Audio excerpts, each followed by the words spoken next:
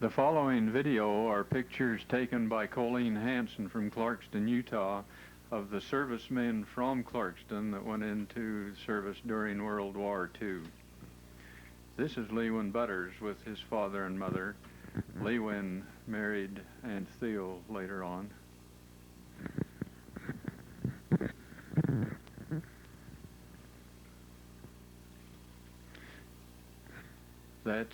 This is the Thompson family, and the one that went into the service is at this time was fourth from the left, and his name was Mike Thompson.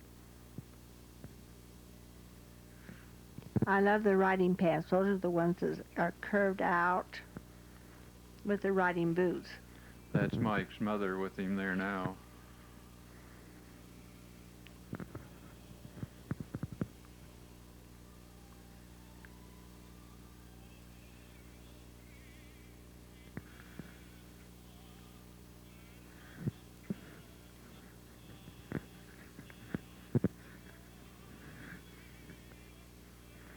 That's Lowell Griffith and Andrew Griffith. What are you exchanging? It looks like a pen. This is when he went in the Army. That Lydia Adeline? Oh, that's Mother there, yes. I can't remember the occasion. They gave me a pencil. The town board gave me a pencil. I don't remember the carnation or the flower that Mother got.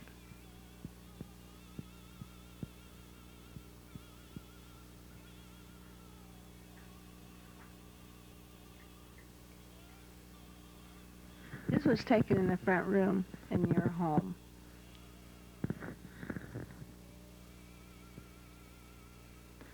And when your mother says the front room, that's the home where Aunt Phyllis now lives.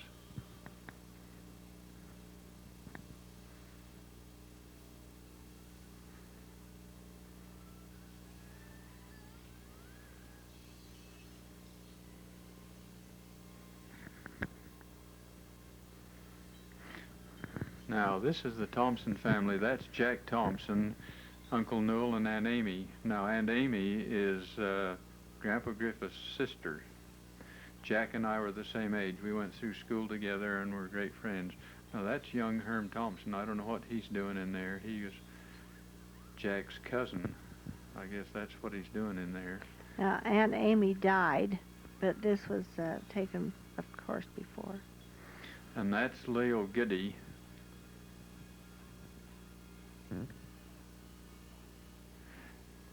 He's a relative of ours on the Godfrey side. One of his ancestors was Grandpa Godfrey, Johnny Godfrey's sister.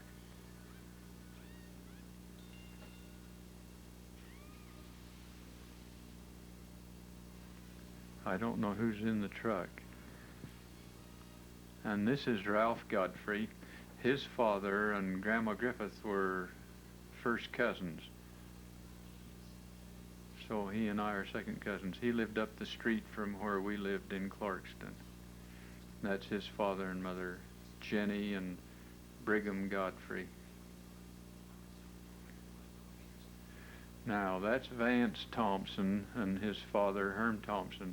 The one in lead, I think, is Warren Rasmussen, but I'm not sure.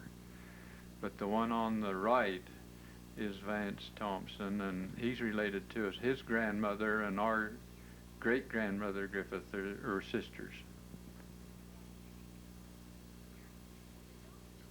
That was his mother. She's the one that's a cousin to Dad. Didn't you say that his father is a brother to Uncle Newell? Yes, his father and Uncle Newell Thompson were brothers.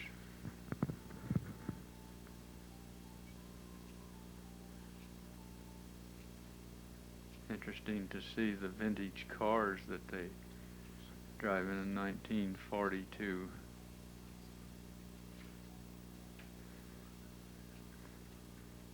Fine set of teeth there.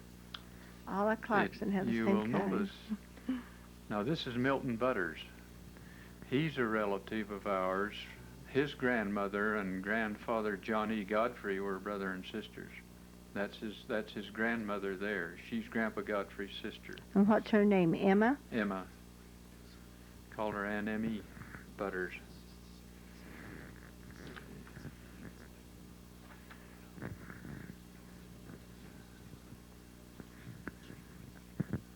Okay, now we saw Mike Thompson. He was one of the first ones we saw. You remember him? He was in civilian clothes then. The other fellow with him is his brother, and that's Gerald Thompson. I'm not sure, but I think Mike was one of the two men from Clarkston killed in action. Went, never come back. The other one was Vance Rathstein. Now that's Jack Thompson. We also saw him earlier. He was a Navy pilot. That's his officer's uniform. And that's LaRue Godfrey. He's a full cousin. His father and mother were brother and sister, and that's his mother and wife. His mother's name is they call her Prissy, and they live just next one of the houses up from Grandma's. He's the one we've met with several times for genealogy. Now this is Ralph Godfrey again. He's back home on furlough apparently with his uniform. His father and mother with him there.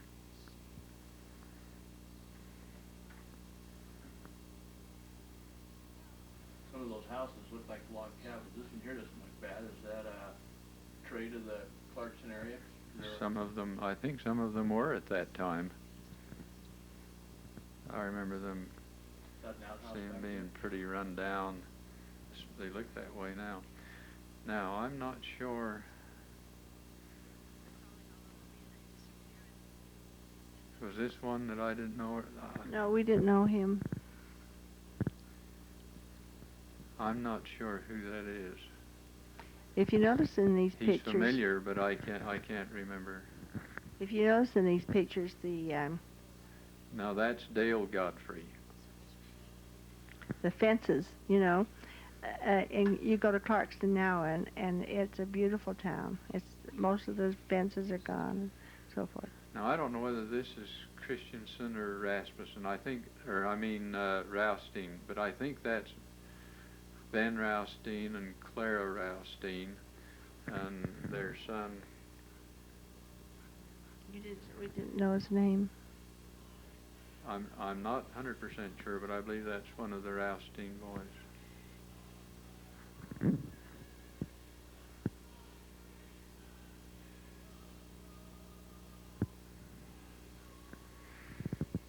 .1942 skirts hit their knees anyway, huh?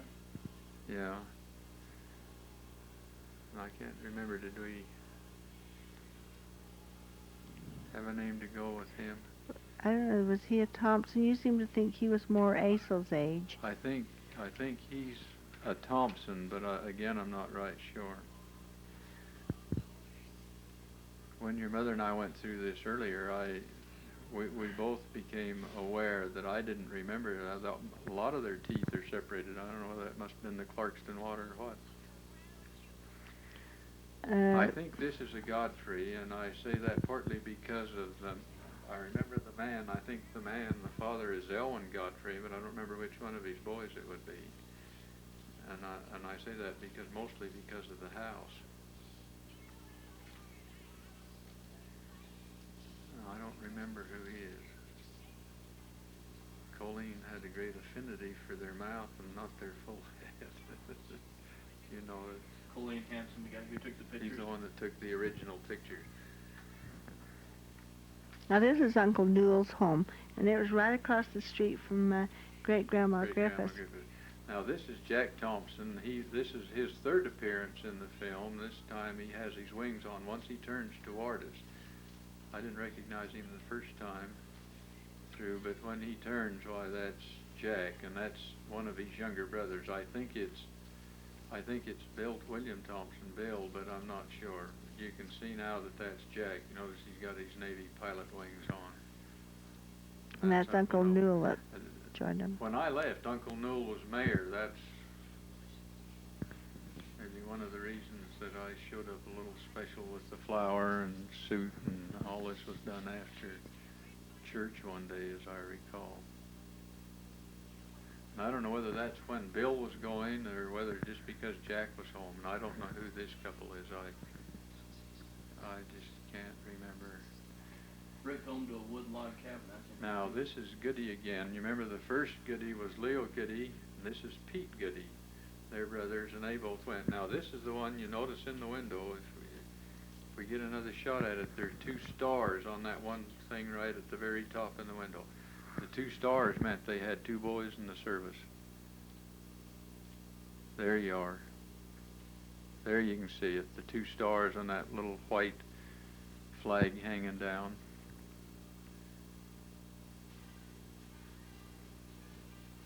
Would a house like that have had electricity and plumbing? Yeah. Well, now I'm not sure about the plumbing, but they had electricity, and they probably had to tap in like Dad and Mother had for years and years. A cold water tap in the kitchen, and you had to heat the water on the stove. And they had to go outside to go to the bathroom. Do we know who these people are?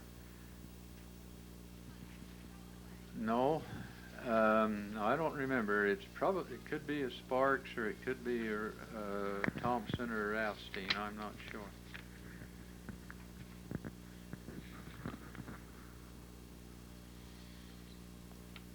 Now, this is Godfrey. That's LeVar Godfrey standing with his mother, and his grandfather and my grandfather Godfrey were brothers. So he's a second cousin. Is that his father sitting there? That's his father. Now, what's his name? Do you remember? This is Tom Godfrey. He's Tom Godfrey Jr. I guess he was junior. I don't know. I know Uncle Tom Godfrey was the father. And that's LeVar.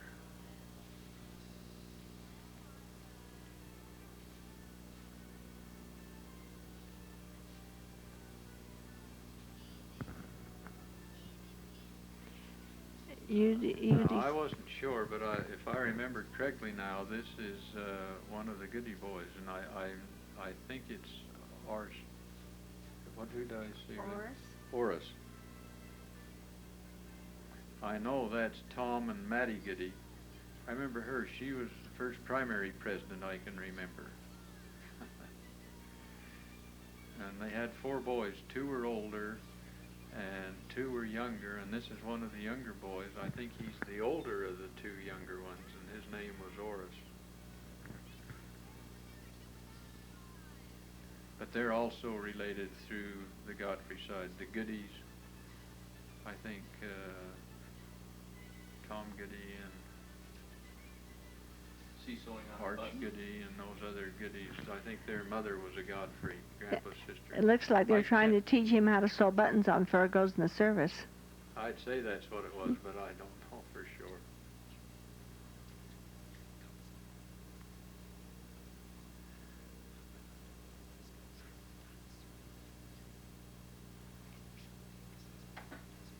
New wristwatch.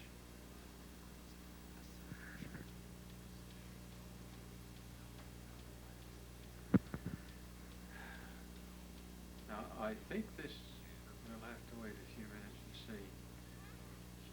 I'm sure this is Christensen's, and I don't know if that's Dave or Norm Christensen, David or Norman Christensen, I can't remember. But he is either the father or an uncle to Todd Christensen, the football player from BYU that played pro ball for several years.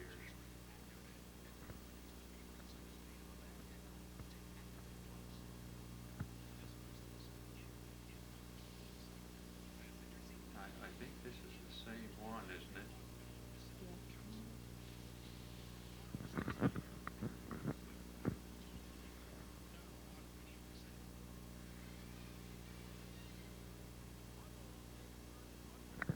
They got an excellent picture of him.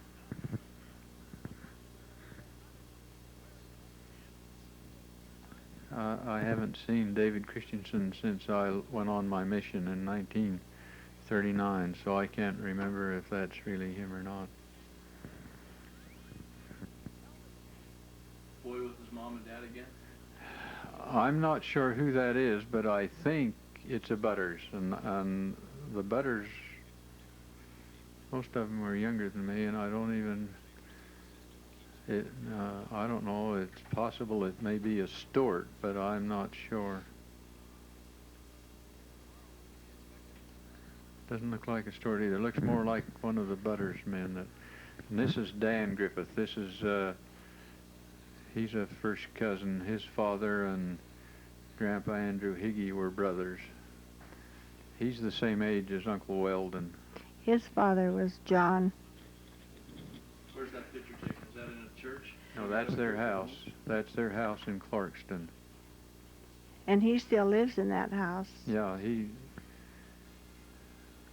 Now this is Douglas Clark, and his father and mother are first cousins. Her father,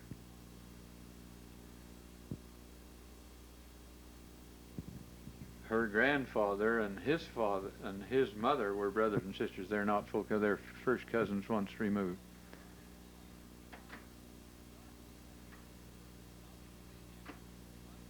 But if you remember LaRue Godfrey, he and Sarah Clark were brothers and sisters. This is another Godfrey. Now, that's the church house in Clarkston, and this is a sister and her husband to Sarah Clark, the one we just saw. It's Merlin and Cora Godfrey, and I don't know whether it's Burke or Murray that they're featuring here going into the service. I don't remember which one it is, but it's one of them. And this is Edwin Jardine. And this is Lewin again.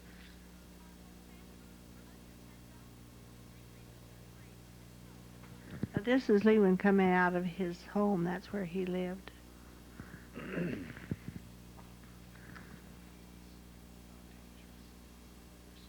And this is Stratford Loosley. His father and mother, Byron Loosley.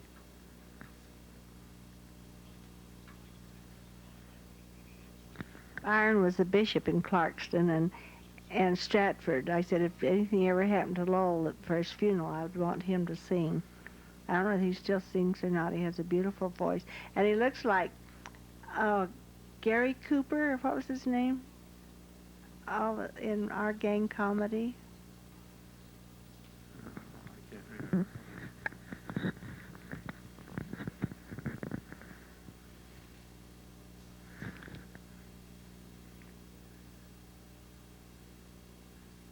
Can't tell who that is unless that's Edwin. That's Edwin Jardine. We got a glimpse of him a few minutes ago, and I was going to tell you, his grandmother and my grandmother Griffith were sisters. They're the two Higgy sisters. And then this is Rex Thompson and his wife Edna Griffin, I mean. And his grandmother is Grandma Griffith's sister also, so he and Edwin Jardine are full cousins.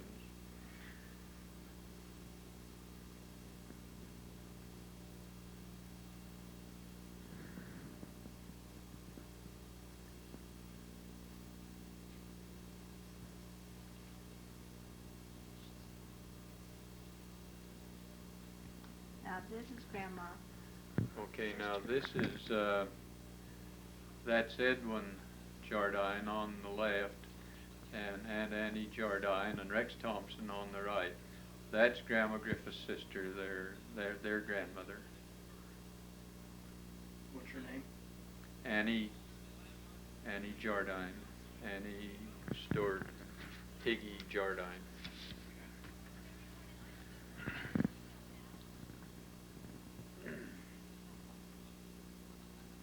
I'm not sure, but I think this is another one of Elwin Godfrey's boys. I'm not sure, unless it's the same one we saw earlier. The only reason I say that is because it looks like I remember their house looking, but I'm not sure. And guess what? That's Lowell and Helen Griffith coming out of the Griffith house. And he can't wait.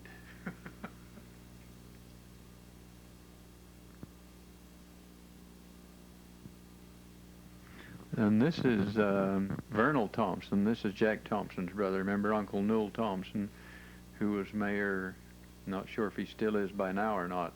I mean, when this picture's taken, but he was mayor when I went in the service.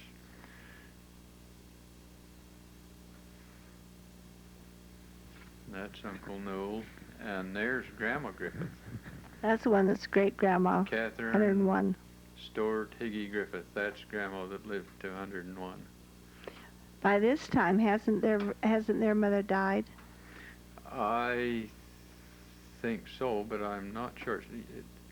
We saw Aunt Amy on one of them, but I can't remember which. Now that's LeVar Godfrey again. He's home. His grandfather and my grandfather Godfrey were brothers.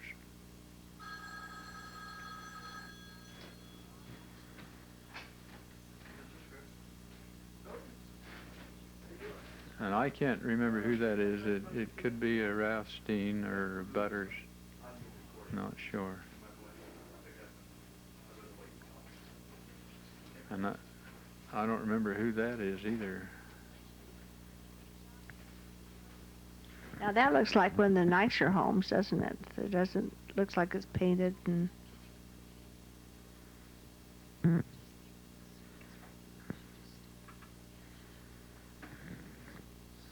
I sure can't remember who that is.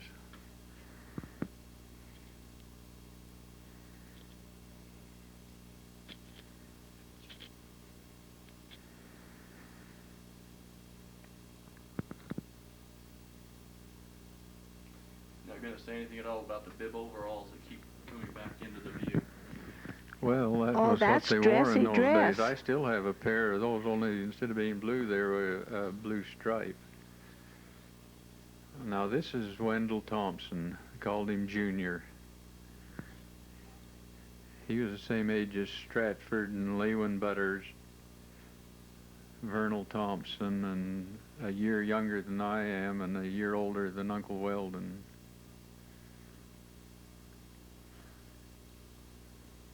Isn't this Jack again? And that's Jack. By the time we get through with this, you'd think he was the star of the show. He probably reappears more often than anyone. See, I don't remember when his mother passed away, because when I married you, she was passed away. I'm surprised we have a picture of her. I can't remember the occasion. I'm trying to recognize the house, but I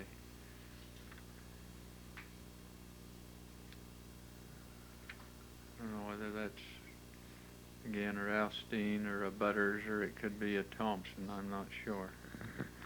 Now this is in front of the church. The Clarkston Chapel in the background before it was remodeled, if I remember correctly. That's Lewin and Stratford.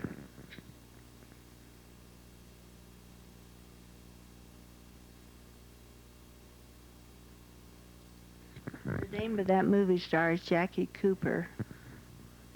Yeah.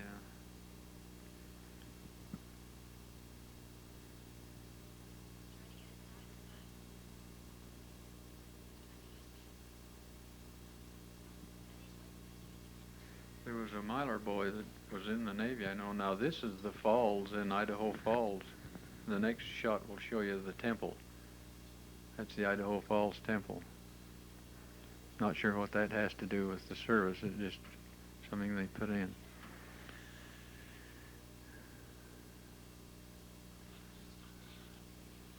This is someone else that I don't recognize.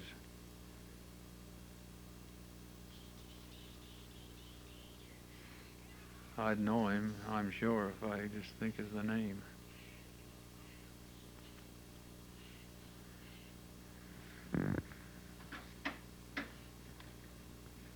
The shadow I keep seeing come over him, is that the shadow? Now that's a Sparks, and I'm not sure which one. Who's that archway? I'm trying to think if I can remember it. Isn't that Jack again? I think that's Vernal. Jack's brother. That's Jack's brother. Yeah, that's Vernal. That archway, is that the one down there belongs to Junior?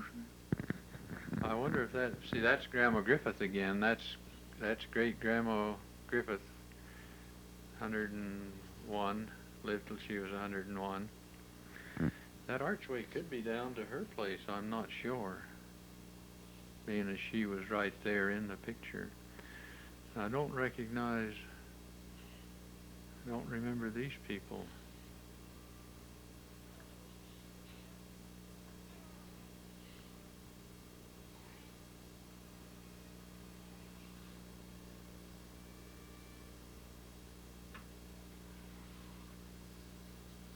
He's sure familiar, but I don't.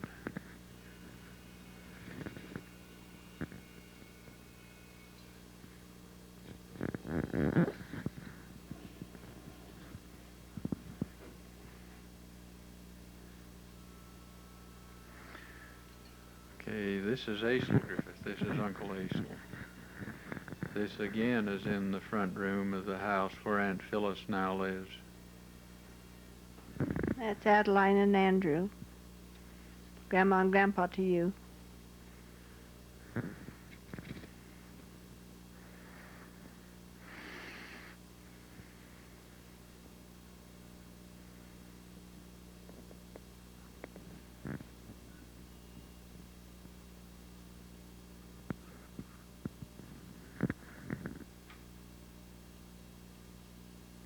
Again, I don't remember him.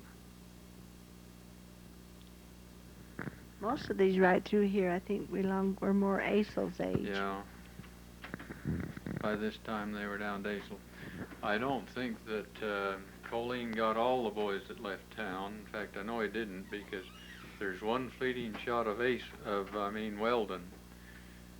And so I'm sure there were others that were missed simply because they were not there. Now, this is Clifford Butters, and this is Uncle Lee's older brother.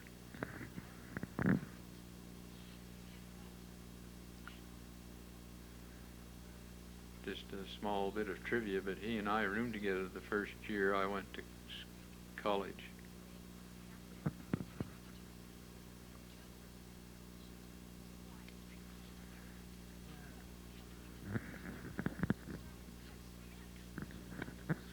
Now that's Junior again, isn't it? Isn't that Wendell?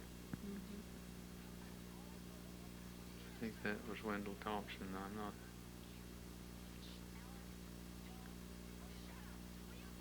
What's the numbers on the fence? I don't remember. Oh, and this is That's a mailbox with the numbers Harry on. and Cora Godfrey and Don Godfrey. Now, you can't tell from this, but they're the ones that lived in the red brick house just across the street and up to the west on the other side of the lane from Grandpa and Grandma Griffith's house. That's Don Godfrey. His younger brother still lives just west of this in a home he built. But he and Mother, Grandma Griffith, were full cousins. His father and Grandpa Godfrey were brothers. Not this fellow, but his dad, be his grandfather. And that's, who did I say that was? Is that Shirley Goody? Vernal Goody? I don't know. I believe that was Shirley. Shirley, okay. And this is Jess Godfrey. That's Aunt Agnes and Jess and Uncle Zeke. Now, Uncle Zeke and Grandma Griffith were brothers and sisters, so Jess is a full cousin. He's the same age as Uncle Asel. You said that Goody was Vernal Goody. Yeah, but I think it's Shirley. Okay.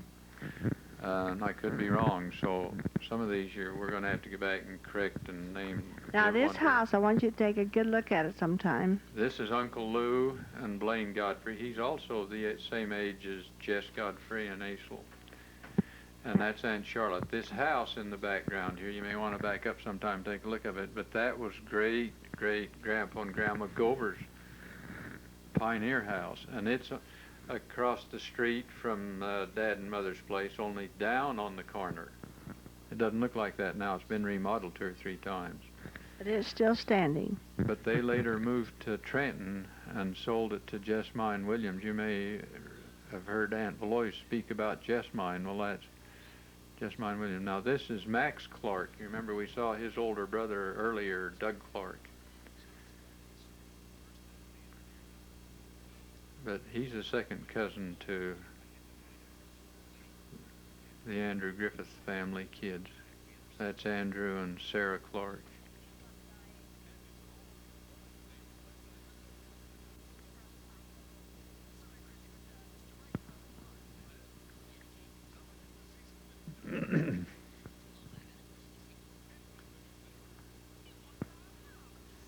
Now that's Weldon. That's the only shot you get of Weldon. This is Uncle Ace again. He's home on furlough, and he was in the Navy. Served in the Pacific between California coast and Hawaii. I can't remember now if he got beyond that or not. And that's Grandma Griffith with Acel. This is another picture of the church, but we don't know the Clarkston people in front of Chapel them. before it was remodeled. And I don't know who those people were. Or these.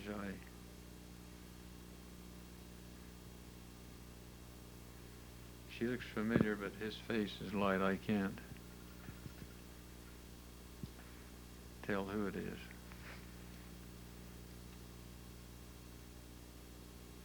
That's a better shot of him, but I still don't remember the name.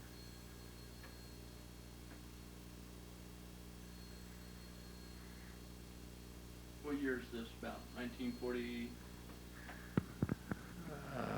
This would be toward the end of 42 or maybe early 43. I just don't remember for sure. So the home film takes about a year and a half. Well, now, How many years was there between you and Acel going in? well, maybe a couple of years. It was April, it was March or April when they took my picture there the first time. And then when you and I were there, that had been after 1944, so it was at least 2 years later. Now this is Dell Griffith. His father and your great-grandpa Griffith, William John Griffith, were brothers.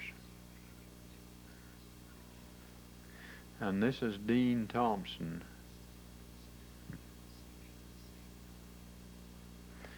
He's related to Aunt Phyllis's 2 son-in-laws, Thompsons, that married Lynette and Laurie. I think he's their, well, one would be, he's the uncle to one of them, and that's Vernon Butters. He's a relative of Uncle Lee's. I think they're cousins, but I'm not sure.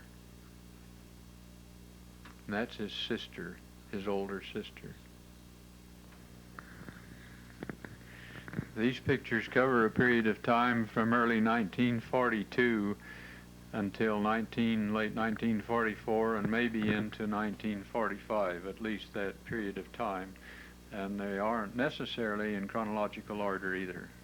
For further references concerning these people, you might check the book The Descendants of Andrew Walker Hickey, compiled by Lydia Griffith Benson, and the John Godfrey of Worcestershire, England, and this has been compiled by Helen Atkinson Cowan.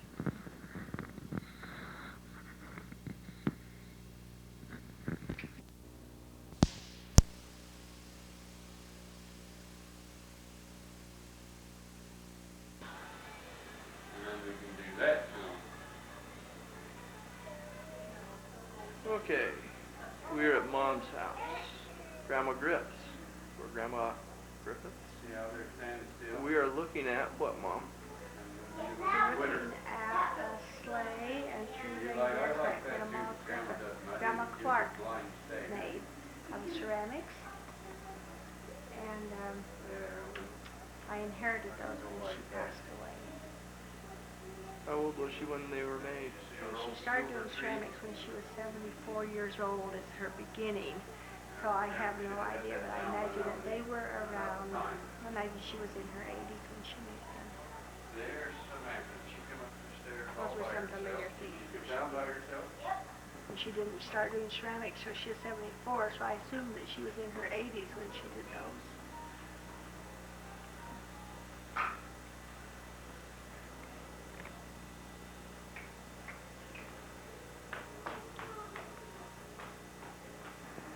You know about the carolers? Those are also some, not ceramics, those are porcelain. The, Are they humble? no, those are things that Humble's mother didn't make. These are some things that Grandma Clark made.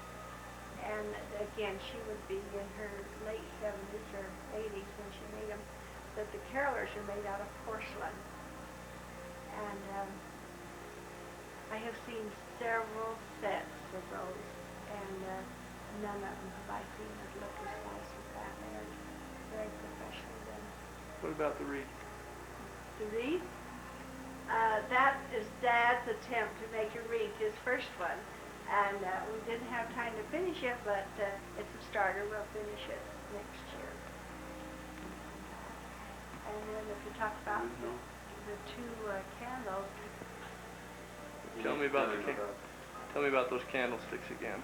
oh, those candlesticks, with Santa Claus on them and the little cherub angel, those are some that Grandma did too, and they're made out of porcelain. She made them at the same time as she made the others.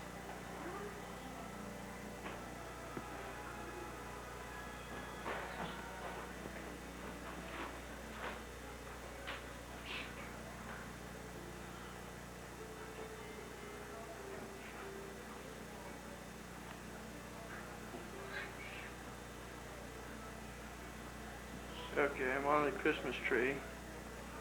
What I want to do is just, we got the Christmas tree brand new this year, right? Yeah. Who do you want to talk? Whoever.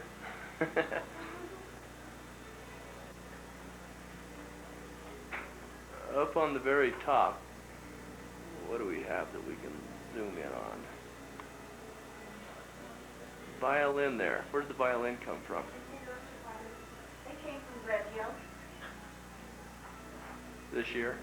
The violins and the candles and candle holders are 1989, 1988 decorations. They're new this year. And the little gold packages and the kind like this and the little gold bells.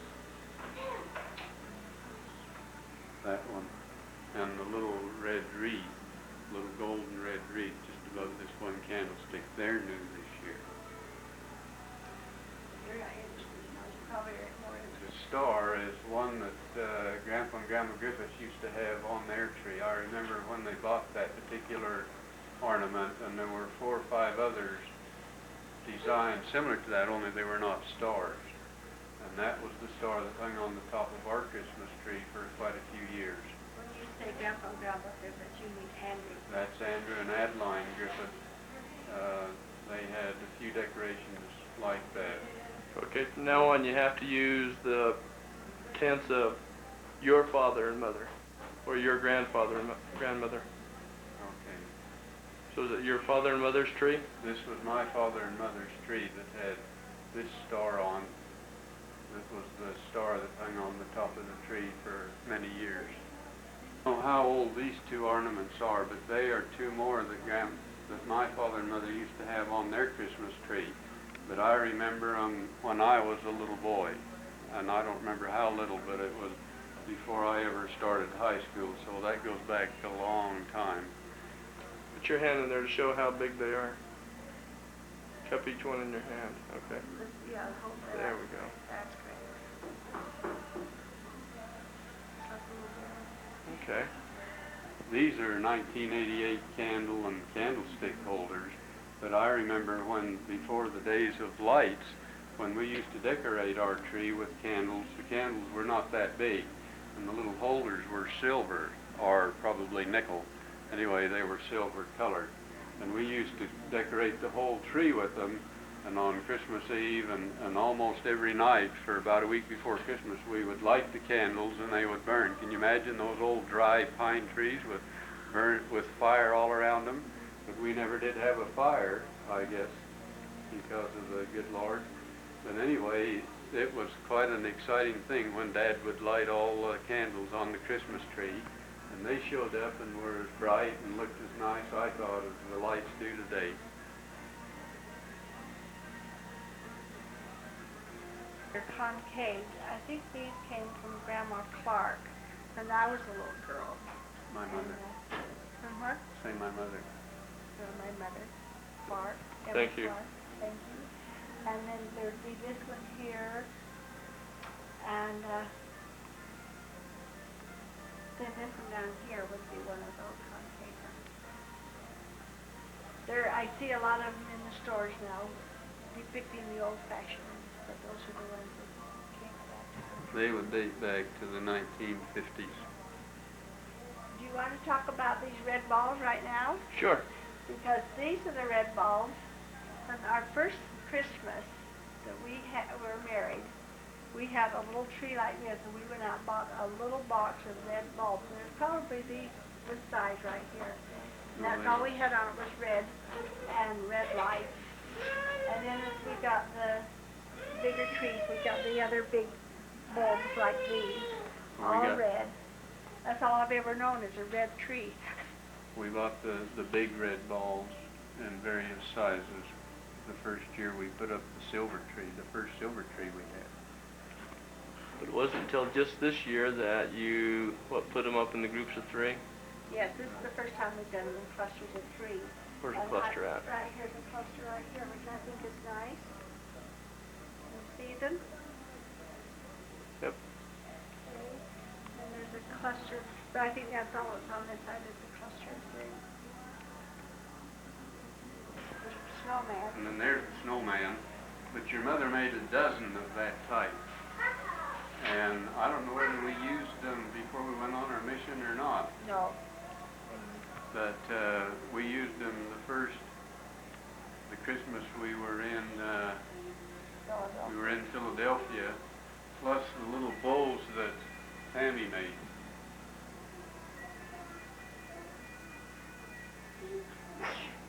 That just about constituted our decorations for Philadelphia. Where though again we had a little tree about this high that set up on a window counter. And that was what year? 1984 when we were on our mission in Philadelphia. To Philadelphia, not California. That's right. Cameron sent us those and those little candy canes. Can you see these candy canes? Point again. There we go, yes. Okay. And we decorated the wall. We didn't have a tree that year. We decorated the wall. We hung them up on the Venetian blinds in the window. Hung them in the shape of a Christmas tree. And I got a slide of that, a picture of that. And we had a little tree last year. We went shopping and got about a 4-foot tree, and there was a counter in the trailer behind, a big white counter behind the couch. They had like this, white counter about this wide. We put the tree up there and decorated it.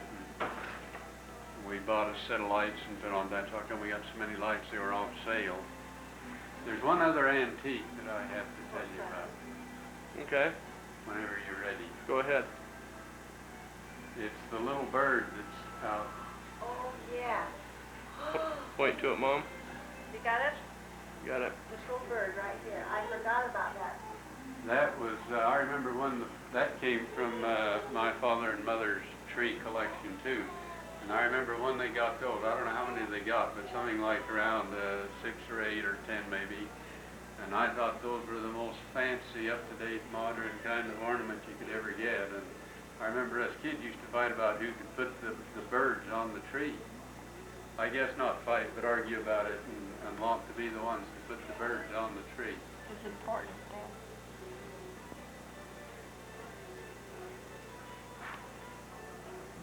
Okay, Mom, you were talking about the pretty tree with the apples.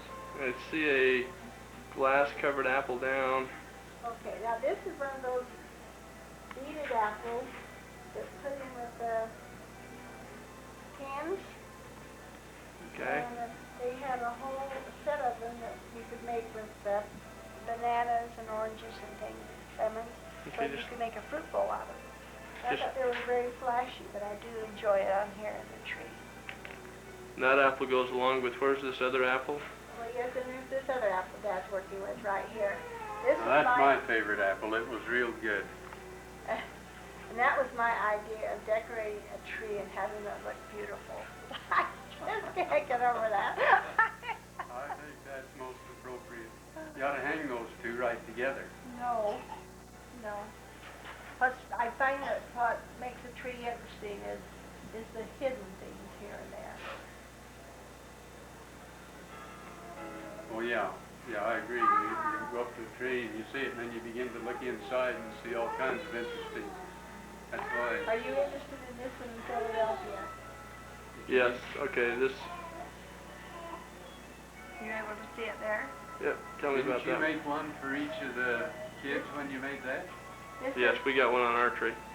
one says Pennsylvania Philadelphia Mission 1984, and I made those, or started making them the year that we were out in Philadelphia on our mission during that Christmas period, and I gave one to each of the children. It's fun going to everyone's home and seeing that all. There's always somewhere on their tree. Bells. The bells. All right, these bells we made this year for to help put on the tree because we wanted it for Rex's wedding. And in purchasing the glue gun to make them, and O.C.'s cousin Cynthia was out, and she helped me make them. She made all the bowls for all and helped me put it together, which was a very big help. And I have enough of them that all the children can have this bell in remembrance of Rex's wedding. Open house. Okay, we need to figure out some way to put a date on that. Put a tag on them. We need to. That would be nice. Yeah. 1980, what is it, 88? 1988, December 1988. Yeah, this little sleigh here, and the little trike, and Santa Claus, we got and made a little village out of it with Christmas trees and had the loaf, your father's old train that he got when he was a little boy. Wind-up train that went around. Can you see that train up there, and you want to try and get it? Yeah, we'll get it. Hang on just a second. Fade. Neat. I mean, it's a. Who do you think would discard it? Okay, I want you to say that little statement again about you not wanting it discarded and you want David Right. to have it. I got this on film. Well, we don't want to be discarded. I don't know who will get it, but I hope someone appreciates what a real antique Christmas toy that is. I don't think that it will be discarded. I think it will be fought over more than discarded. I've got an erector set that I need to get down some Christmas when the grand. David, Missed you. Okay. There's 3 trumpets. is that one, and this one, and I don't know where the other one is. It's over on the other side of the tree. Where's this one over here? Right here. The other one's way around on this side. Yeah, That other one we got last year. Well, we should go over to. it's smaller than this one here. So where did you get the? When did you get these? We got these 1989 this year. 1988. 1988. And also that trumpet there, which you already got a picture of. The one that's not here. Okay, then you got these big bows this year as well, right? Yes. We got some big bows, and we got the skirt to match. Speaking of skirts, So we got a that skirt there matches the bows. And we have the runner to match to go on the table, and we lost it. That's the one Marta really liked, and she has it at her table now, right? I'm sure she's got it somewhere. No, I don't. Now we've got that on tape. Yes. She'll be after your head. And I was able to get some more rolls of that ribbon so that we can be able to make some more things to match. Okay. We recognize that this star is silver and not gold. And we're all looking for a gold star. We're all looking for a gold star. But how old's that silver star up there? Just a couple of years. Couple of years old. Not an antique yet. Nothing, no. We went back down to the warehouse in Salt Lake on 21st South about first year we were home in Philadelphia.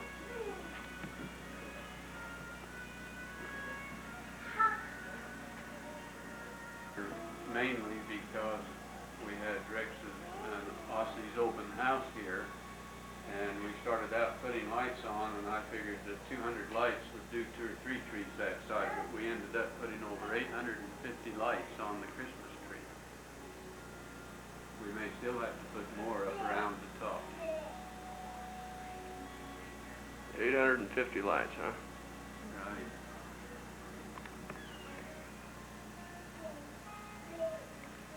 Okay, this other tree we got over here. Which Who one? made that? Did you make that, Mom, or did that come from Grandma You're Clark? talking about the white one? Yep. That's Grandma's part. And when it came, it had green lights on it, but when we were in Delaware, we saw these birds. And so we bought a package of them to put on it. And for this year, we just put the golden ribbons out to go with the tree. Okay. Little reindeer and the other trees. And reindeer and the other trees, that's what we made our village out of. It had the sleigh and the Santa Claus, and we had Dad's little train that he had when he was a boy going around us. Okay. Sure of that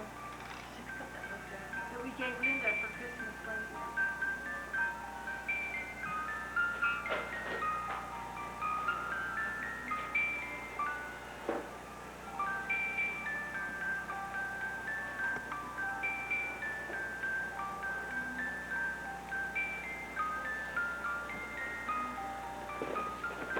The towel from that's nice and that's it.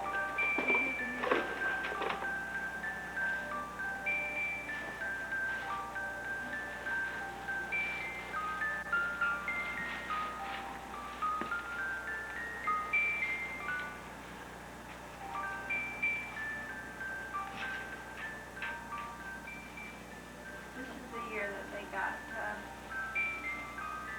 Charlie. Got Charlie. Remember that, our Charlie dog upstairs? That's right. Where'd you get the goose at? Did you make that a homemaking? That was given to me by, she made it one year and gave it to me.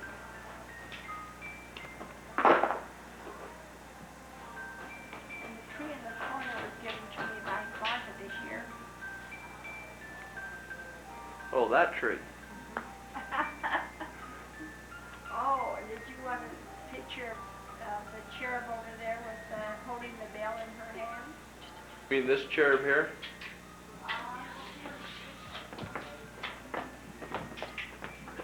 Well, that's what heirlooms are all about. What I really wanted was to have that gold lady as well. I want that to be that. Okay, what we want to do is we want to ask some basic questions about history, family records, and all that other neat stuff that don't normally get recorded. We're looking for things like, what was the first Christmas you remember, Mom? The very first Christmas I remember is before I started school, and I remember coming in and there was this tall tree, and there was a doll underneath it. And I don't know if I got anything else or not, but that's all I remember getting. And I just thought that was the neatest thing. I'd say I was about January's age. Was I ever that young? That's the first Christmas.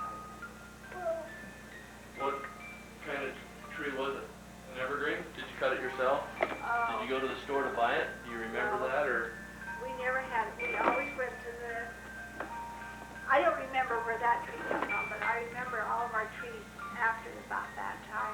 Our trees always went out in the mountains and cut them. And they were always the blue spruces, lots of space between. The limbs were always straight out, and then you could see they were ugly trees before you decorated them, but all they decorated them because it was having all the ornaments, hanging out so you could see them. And then mother put boxes in the boxes of icing, one at a time, so it was just drinking nothing but icing. And I never had the patience.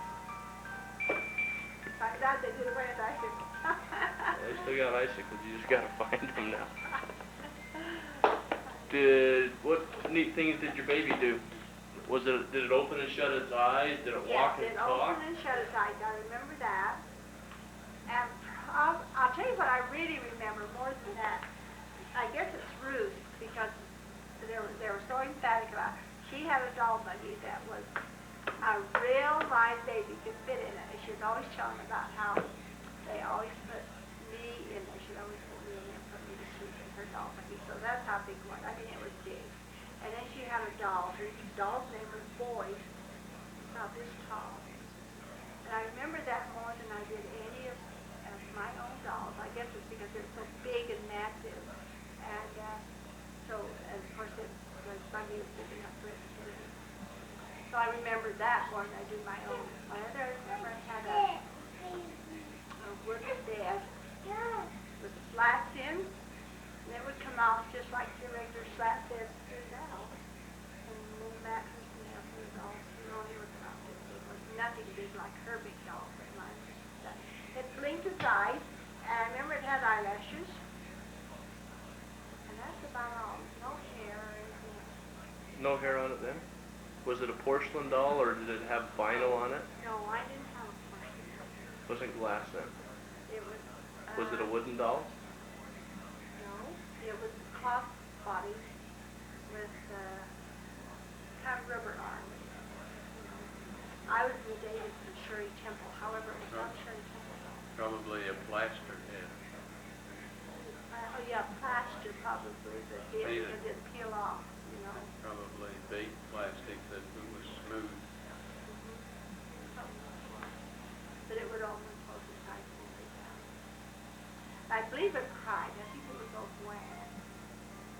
Oh dear. See, I get mixed up with my own kids' dolls and my own when I looked at that. Okay. Do you remember what happened to it? Did it go to the DI, or did it wear out, or They did it? didn't have the eyes then, but I really was not a doll person. I don't know how to tell you this. You And good that's what? why- No, I just really wasn't a doll person. This is why my daughters had a hard time, for me to get dolls for my daughters, because I'm more of a truck person, You guys always have lots of trucks, because that was my thing. Okay. Plays in sandbox. Dad, what was the first Christmas you remembered? I really can't remember when I did first remember Christmas, but one of the first things I can ever remember getting is the little train that's up there on the top of the hutch. And I don't have any idea what year that was, but it must have been before I started school, because I can remember that every year, about Christmas time, Dad would get that little train down from upstairs up in the attic, and we'd wind it up and set up the track, and it wouldn't go, so he'd dust it out and put some oil in and work with it. Pretty soon it'd chug around the track a couple of times, and you'd have to wind it up again. One of the next things I can remember about Christmas was when we got our first sleigh. One of the great things to do up in Clarkston at Christmas time, or all winter long in fact, was to go sleigh riding. And out in front of Dad and Mother's house was a great big snowdrift that used to blow across the road. And this was in the days before automobiles, and so they never removed it. That snowbank stayed out there till it melted late in the spring. And we'd go sleigh riding down off in that big high snowdrift. It was at least 8-10 feet high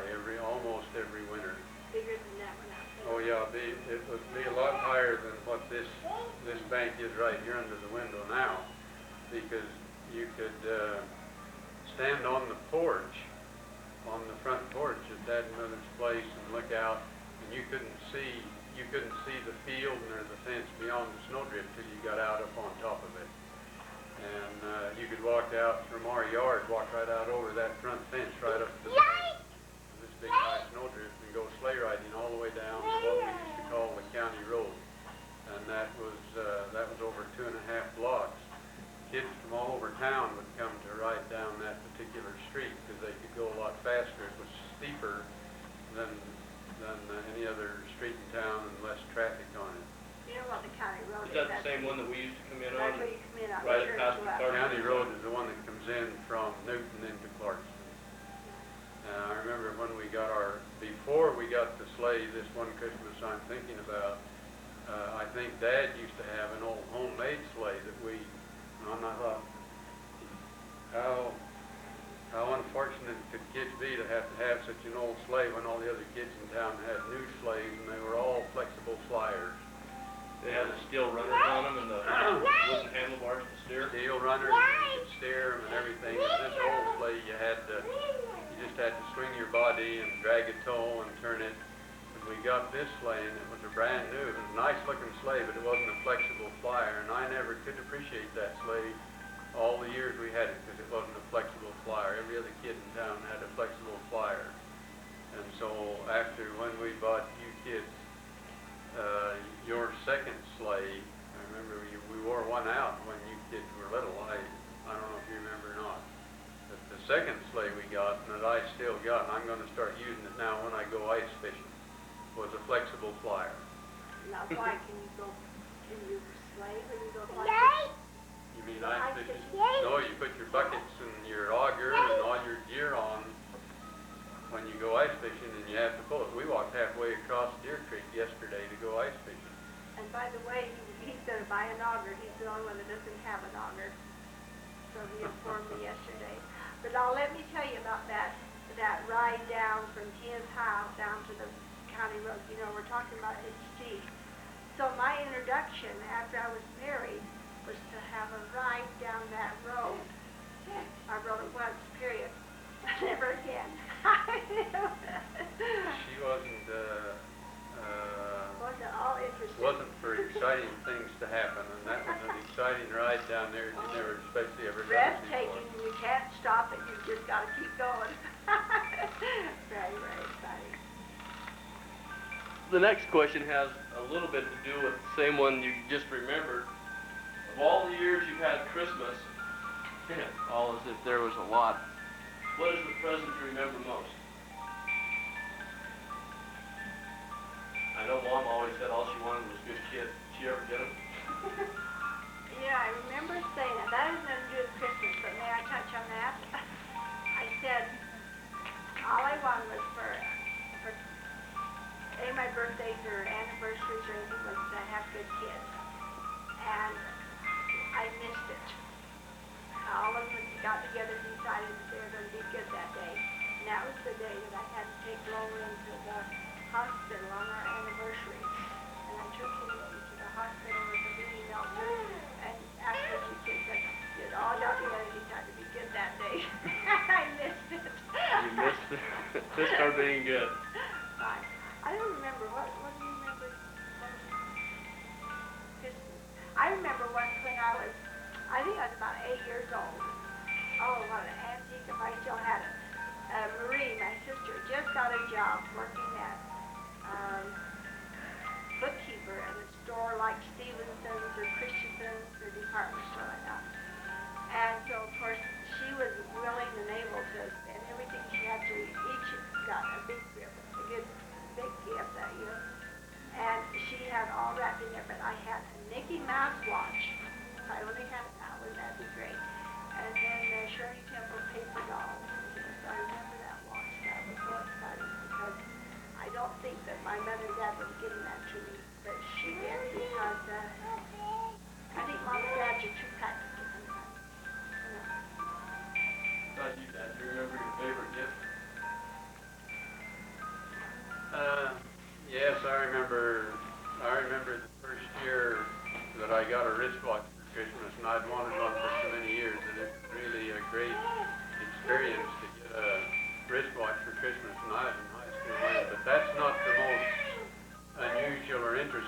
Christmas that I remember, the Christmas that I remember most as a kid, over and above all other Christmases, was one that I didn't get what I wanted, and I got what I thought was the most unholy, worst, ugly, most unexciting Christmas gift that old man Santa Claus had ever thought to bring a kid. And that was a pair of snow skates. You ever heard of snow skates? Have either of you seen a pair of snow skates? I'm not talking about ice skates. They were snow skates. I'm sure I was the only kid in Utah in the United States that ever had a pair. I've never seen them before or since. And yet it turned out to be one of the best Christmases for me, in a way. But this was all retrospect. See, that morning I was so disappointed that I kicked up an unholy ruckus about not getting a watch. I wanted a pocket watch for Christmas, and I wouldn't be satisfied. And this was in the days when the folks made a trip to Logan in the old Model T Fords to get Christmas, probably someday right shortly after Thanksgiving, ever went back again. And I didn't know what I wanted for Christmas or decide I wanted to watch till about 3 or 4 days before Christmas. And then I was so damned about it that I, in retrospect, remember the folks being quite concerned. But I get up Christmas morning, and they probably during the time when they didn't have a whole lot of money, and I don't remember about anything else for Christmas or not. I can't remember anything else, but here was this pair of snow skates. They were long, and the runners on them was about an inch wide with a hard metal runner that was concave down, and they were supposed to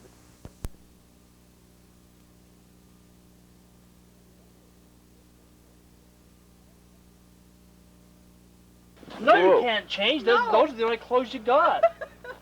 Okay, we gotta watch the language now. Do we have a washcloth? Oh, I don't Bo? know. I just take him over. Well, what happened? We gotta wash his shirt. What happened, Bo? Like you don't. I don't know. So I got up and went down. You fell on your face and you fell down some more? Let's see, Bo. Well, Shut up, y'all. did you get dirt in your eye? Show Uncle David where it hurts the worst. On your eye or on your Eye? knee? Well, let's see. Move your hand. Well, it looks like you got a mask on. Oh, is Here. it bleeding? I like this. August 11th. This is Mark and Marta's tent. Mark's had that tent since he was a Cub Boy Scout. He was really proud of that tent. They only had, he swore they had room for 4. It turns out they only had room for 2.5. There's Rex's tent. Linda slept there. That's a 2-bedroom one, and they shared it with Linda.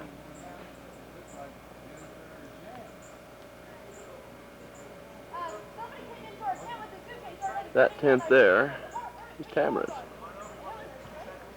And it's the same shape as ours, although a different color. We didn't bring the 70s up? Let's see. There's Rex and Ossie, Roger, and Linda, and Mark. Rex, out of the way. There we go. We got a picture. Marta, cook. Quick, we got to get this on film. Yep.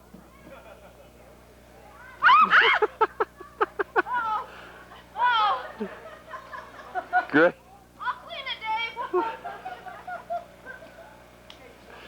Great stuff. Remind me to tell you how much I appreciate that. You made a mess. Does it wash up? Dave, are you gonna have to edit those few words? We'll leave them. Not record. Well, yeah, now where did Grandpa go? We had Grandpa over there. Now we got Grandma and Jen over there cooking up some old sardine. Sauteing the chicken. Where's Grandpa? There's Grandpa. Pan to your right, you'll get Grandpa. Pan to the right, pan to the right. Far right, far right. All right. Hurry up, hurry up. You're gonna get the tail end of him. It's Oh, there you go. down the lane. Grandpa, way down there. Good zoom lens. Way to go, Dave. I knew you could do it. Now pan to the left. And who are these little ones? I've seen her before. Hello. There's TJ. I can hardly wait till I show that to his 16-year-old date. Don't We've adopted worry this one about here that. for the day. It was quick to add for the day. Hey, you like a little Jam toast with there my with your jam? Okay, so how much I'll be chicken quiet. did you decide we needed? You caught me at my best. How many chicken, Tam? How many chickens? Yeah. How many people we feeding? 30. 15 kids and 15 adults. Huh? Hey. We're all 15 of us and 15 of them. Oh, whoops, you guessed wrong. Try again. Let's let those burn down to the bottom now and enjoy these. Way back in Sacramento, and then she has to sit back like We're celebrating Grandma's 66th birthday. They're all melted into the console. The 3 candles are 3 and 6. You're right. Crayons melt. Yeah, crayons. Come on, Marta, strike it up. Happy birthday to you. Happy birthday to you. Happy birthday, dear bird. Happy birthday to you. You're 66. Look around and see what you and Dad have done. You did it. The candle, Mom. Proud of everyone. All right. Let's see now, how am I supposed to get this here so the cake's right side up? Let's see, you hold the camera upside down, avoid the string. To the left. There we go. Don't get by that pot, sweetheart. It's hot. Okay. Blow it, Now we're all upside down. Oh, I'm sorry. There we go. Don't Blow it, let Mom. it get dirty. Does this mean you're 31?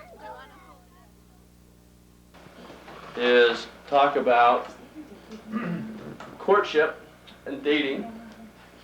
And we have Grandma and Grandpa Griff here, right here in the hallway, January. And we want to find out a little bit about their early courtship together and or separately.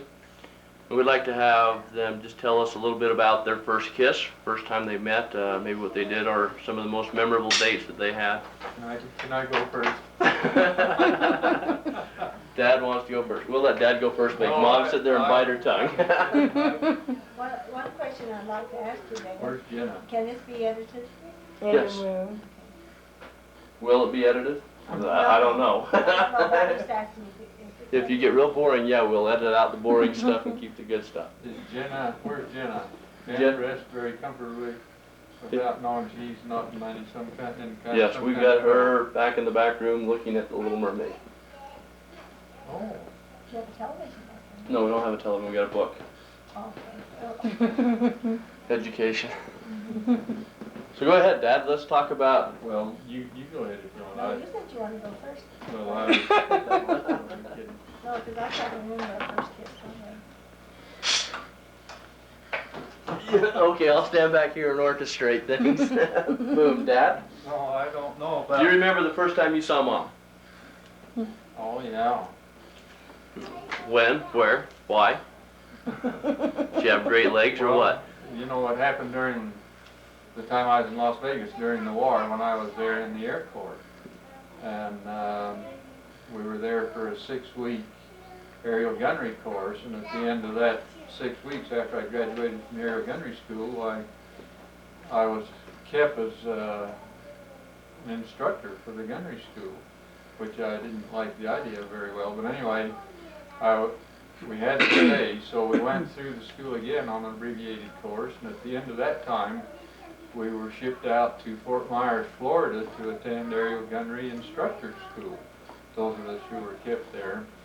And I arrived down in Fort Myers, Florida on the 24th of December. This would be 1942. So that was a 6 weeks course. There's a couple of stories related to that trip. But anyway, we were there 6 weeks. You still haven't seen it. Go ahead. Yeah, see, I don't know. We're gonna make another tape of the war. So. So at the end of 6 weeks, why we came back to Las Vegas, and by now, why we're considered permanent party. We get back toward the end of January. So the first week I'm back, I get my permanent badge, and which gives me license to go to town. So the first time we went to town after coming back, and I say we, there was a fellow who was already permanent party there, an instructor who was another LDS man by the name of Jess Allen. So we decided to go to Las Vegas that night, Tuesday night, and go to MIA. We went in and went to what was then and what is still now the old First Ward Las Vegas Chapel on 9th and Clark Street. And we go to Mutual, and before Mutual starts, while we're standing out in the foyer, and the foyer is like looking down those steps. You come in the door down there, and then come up some big wide steps into the main foyer, and you go left into the cultural hall and right into the chapel. And he and I were standing there, and a bunch of giggling girls were coming in, and we looked down, and there was two girls peeked their head in around the corner and looked up, and I don't remember whether they come in or went back out. I think they went back out. Anyway, one of them turned out to be your mother. And later that night, they come in, and I can't remember, it's kind of foggy what happened between that point and after Mutual, but they must have come in and come up and got pretty close to where Jess and I were, and then they had a fireside, or when they separated into classes, the young men and gleaners went to somebody's home for something that was similar to a fireside. Anyway, I think Helen had her dad's car, and so they offered to take us down to the bus station. And I can't remember too much about the rest of that night, but this was Tuesday. So the next Sunday, we bounced right back into church. And it turned out there were these two girls and me.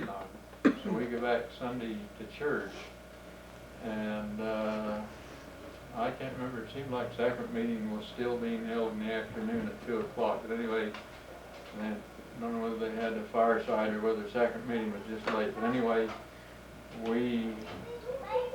they had a fireside over at Davis's house, and the girl with her was Gwen Davis. Now you know Pam Crane. Mm-hmm. This was Pam's older sister. So we went to their house for this fireside, and after the fireside, during the fireside, and by now the four of us had kind of very gently paired off, Helen and I and Jess and Gwen.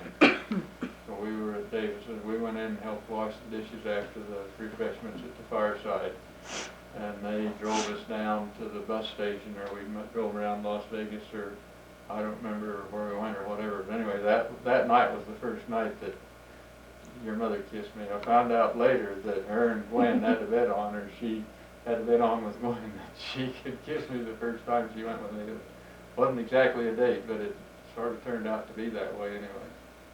So did you ask her to go to the fireside, or you just kind of met there? Well, we went to church, and they announced the fireside, so we just went along with the group. There was quite a few of us all. Around the corner from the church. We always went over. Of course, that was when they had sacrament meetings late at night, and you just went right straight from sacrament meeting around the corner to the fireside. Yeah. Mm-hmm. And it went from there.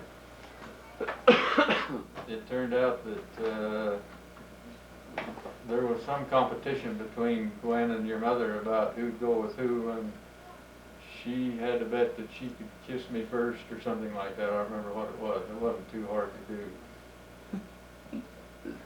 Rebuttal by mother. What can of worms have we opened? My version. Okay, we went in and then we came in the door, and Gwen said, "Oh, look at that cute fellow up there." And I thought, She said, "I'd like to go with him." And I said to myself, "Well, we'll see who goes with who." So that's how I took out after him. Both of you had eyes for Lowell as opposed to the Davis boy. But I was more competition.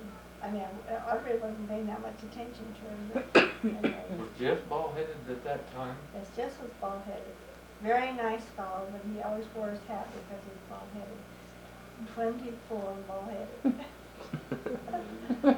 Something terrible. Okay. Okay. So, what would you call your first day? You say you were in Las Vegas. Obviously, you didn't go to the casinos to play the nightclub circuits or anything like that. At that time, it was real different because they had what they called El Rancho and the Last Frontier. Last Frontier was the newest one. And there was a lot of people went on dates then, and they would go to those particular places, which was casinos at this time. But you could go and have what they called a frontier dinner, which was shrimp cocktail and steak. For $5, they never had cover charges in those days. And cream pie, Boston cream pie for dessert. And like he said, jump the gun, 2 for $5. So it was, I mean, that was the day. We always go there and dance. So was that cheap back then? I mean, I go to Las Vegas today and I see a prime rib dinner, all you can eat, $4.99. That seems cheap to us. A meal 2 for $5 doesn't sound like it's that much cheaper. Well, see, this is different in as much as it was right in the dining room area.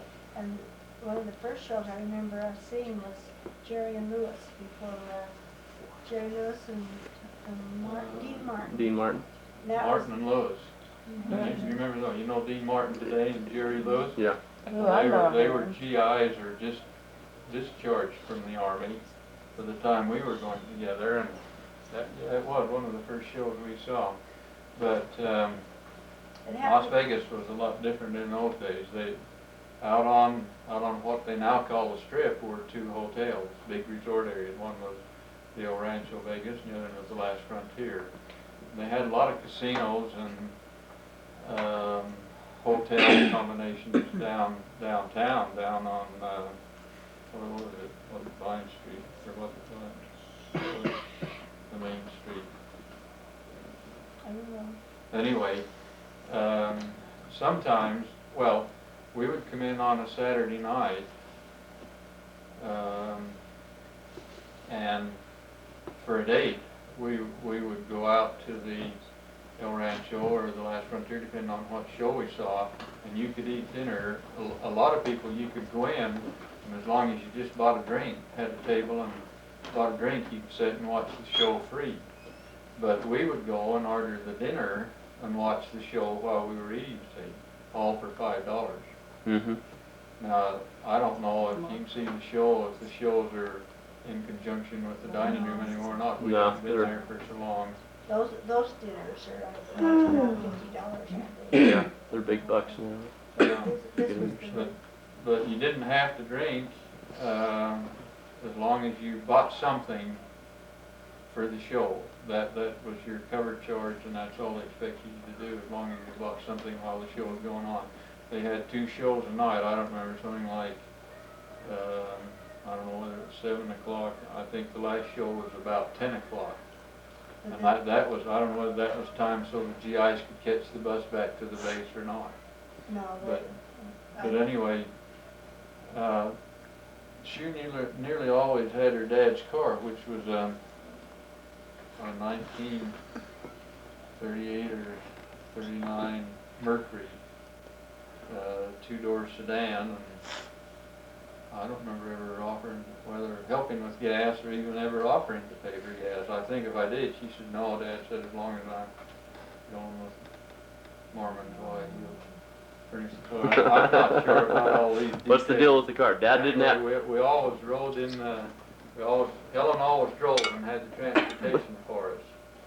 So Mom always had the wheels, and Dad was without wheels.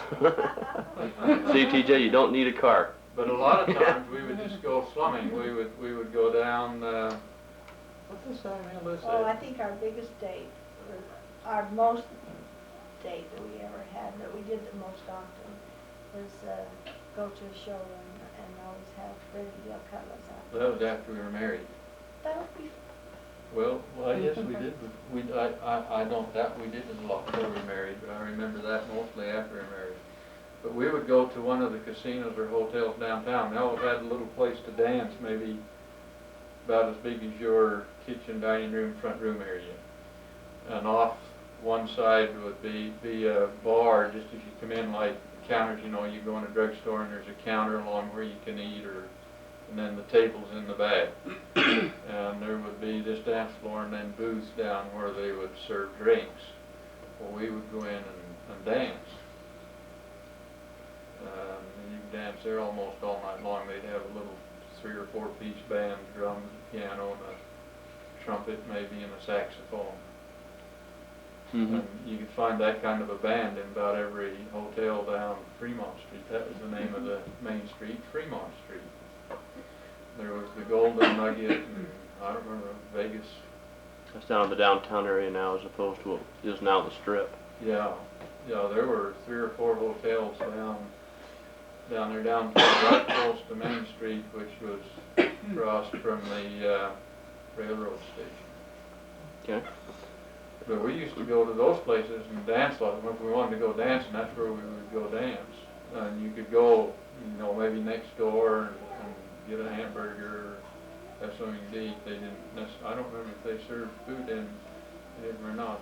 There were 2 or 3 down there that were kind of fancy big places besides the Golden Nugget. The Golden Nugget wasn't there right to begin with. It was built and became the Golden Nugget after we were married sometime.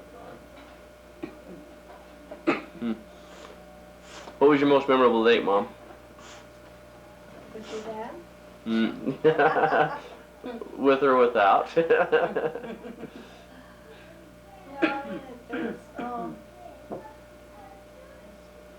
No, what I remember is that,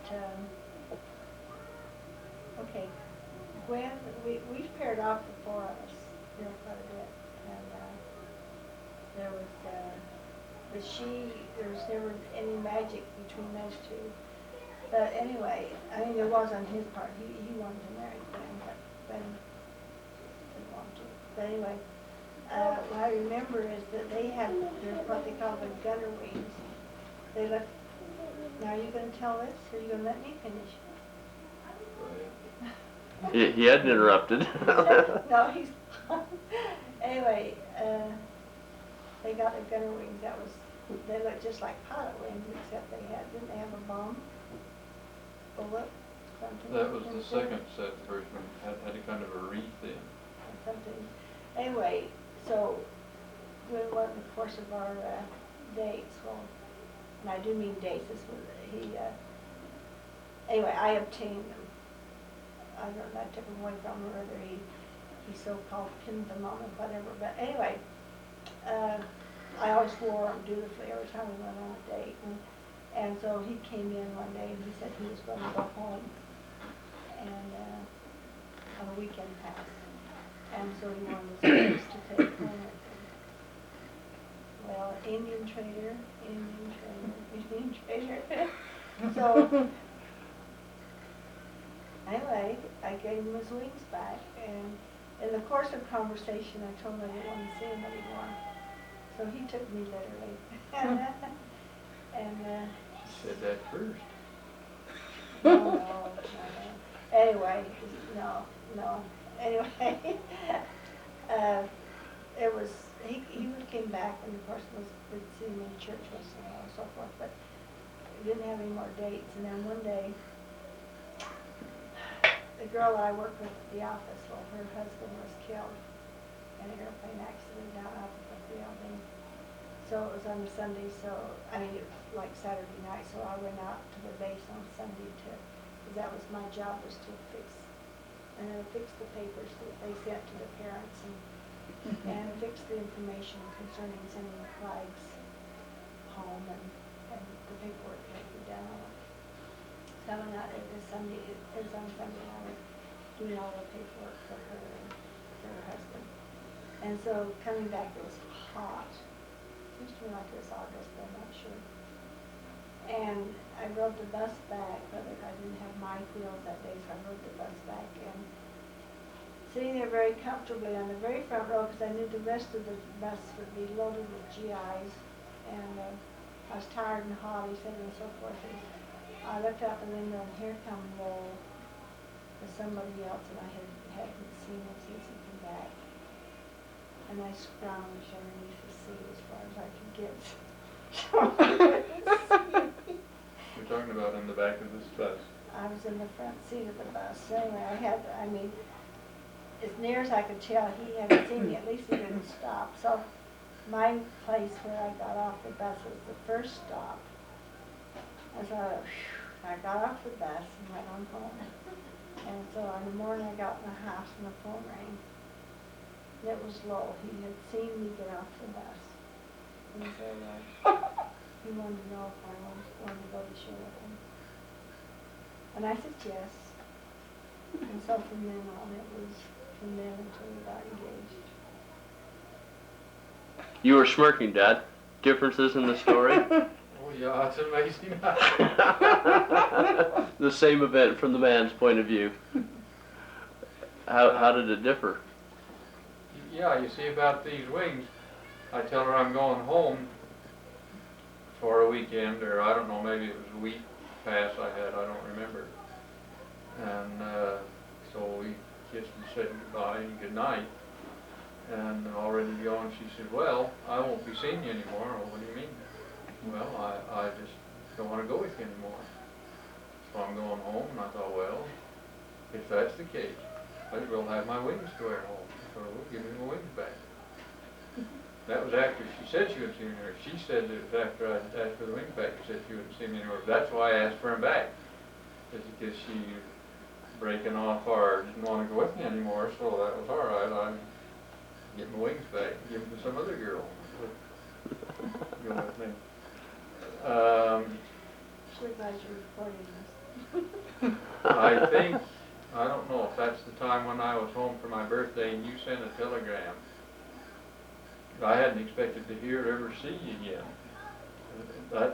I'm positive that's the time it was. And I could be wrong about this particular part, but it seems to me, as I remember, that this was the time that I was home for my birthday, and I get this telegram. And you have to remember that this was during the war, and not only was gasoline ration, you had to have gasoline stamps and where you could buy gas, and you had to get the stamps for an authorized or for a legitimate purpose. And there were other things that were restricted too, and one of them was in the use of Western Union. Western Union at that time was used very regularly for sending messages. And so here I am home, and I don't remember how they delivered telegrams in Clarkston. They never had regular delivery. Oh, they called you up and then you had to go and pick it up. I guess that's what it was. That I got a call from Logan with this telegram, and they read it to me. I couldn't hardly figure out what it meant. Well, so we could not use the telegraph service was strictly used for military information, and it was really important. So Gwen and I went down and sent this telegram, and we had to disguise it because they wouldn't send a happy birthday, because that was clog up the lines. So anyway, we disguised. I can't remember what I said before. Something like enter May 5 on new high or something. But anyway. It was, that's the reason I couldn't figure out what was going on over the telephone saying. I had to see it. And then it was signed Helen or something. So I thought, well, she must not have meant that really after all. So from that time on, I couldn't wait to get back to Las Vegas. And strange, I never saw you afterwards. well, I can't remember how long it was. It was about the very first Sunday after I was back. And then this is where the second discrepancy of the story comes in, because I get on this bus to go to town Sunday afternoon, and I was going into the USO Club. And then to church, I think. I can't remember.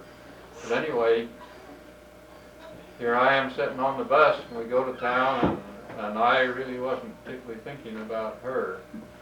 But the bus stops down at the Biltmore Hotel, which was where I'd always get off and on the bus when I'd been to Clarkston. See, if I was going to Clarkston, I'd get off there, and if I was at Clarkston going back to base, I'd walk down from her place a block and then a half a block.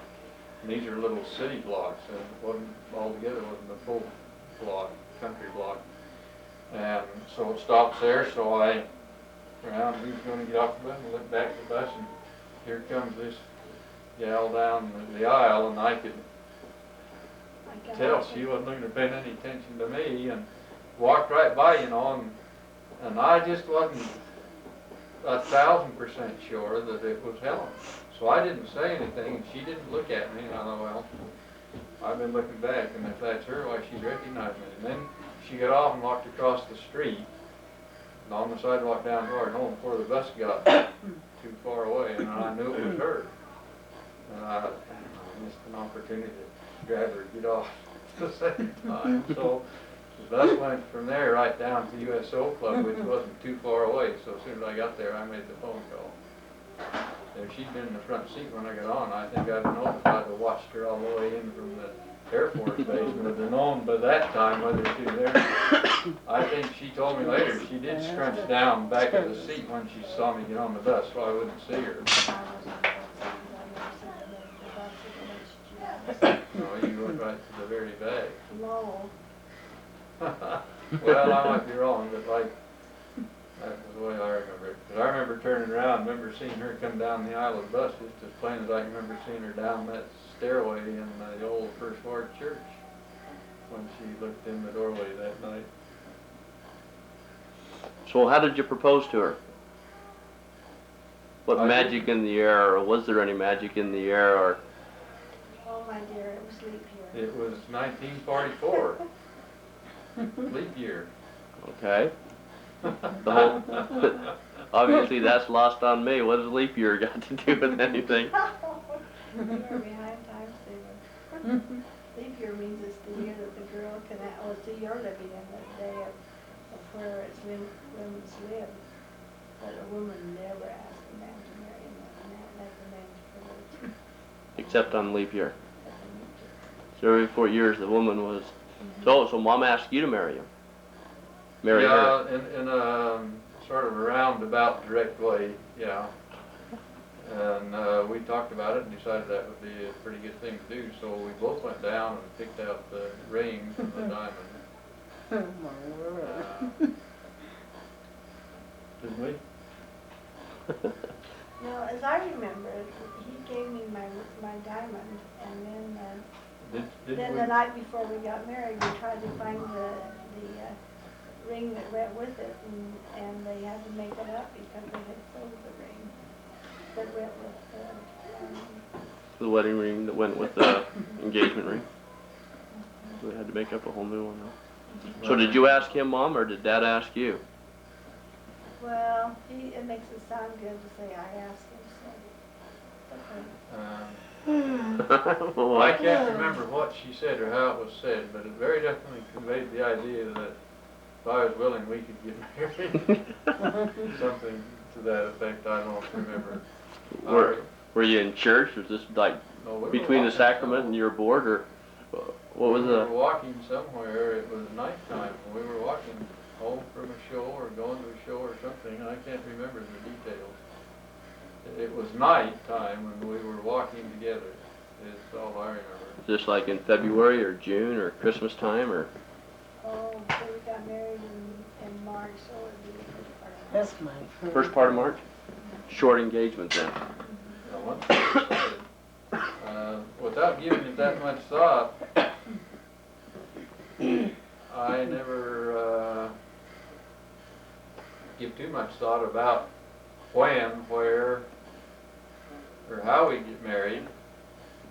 I'd always considered that we would get married in the temple.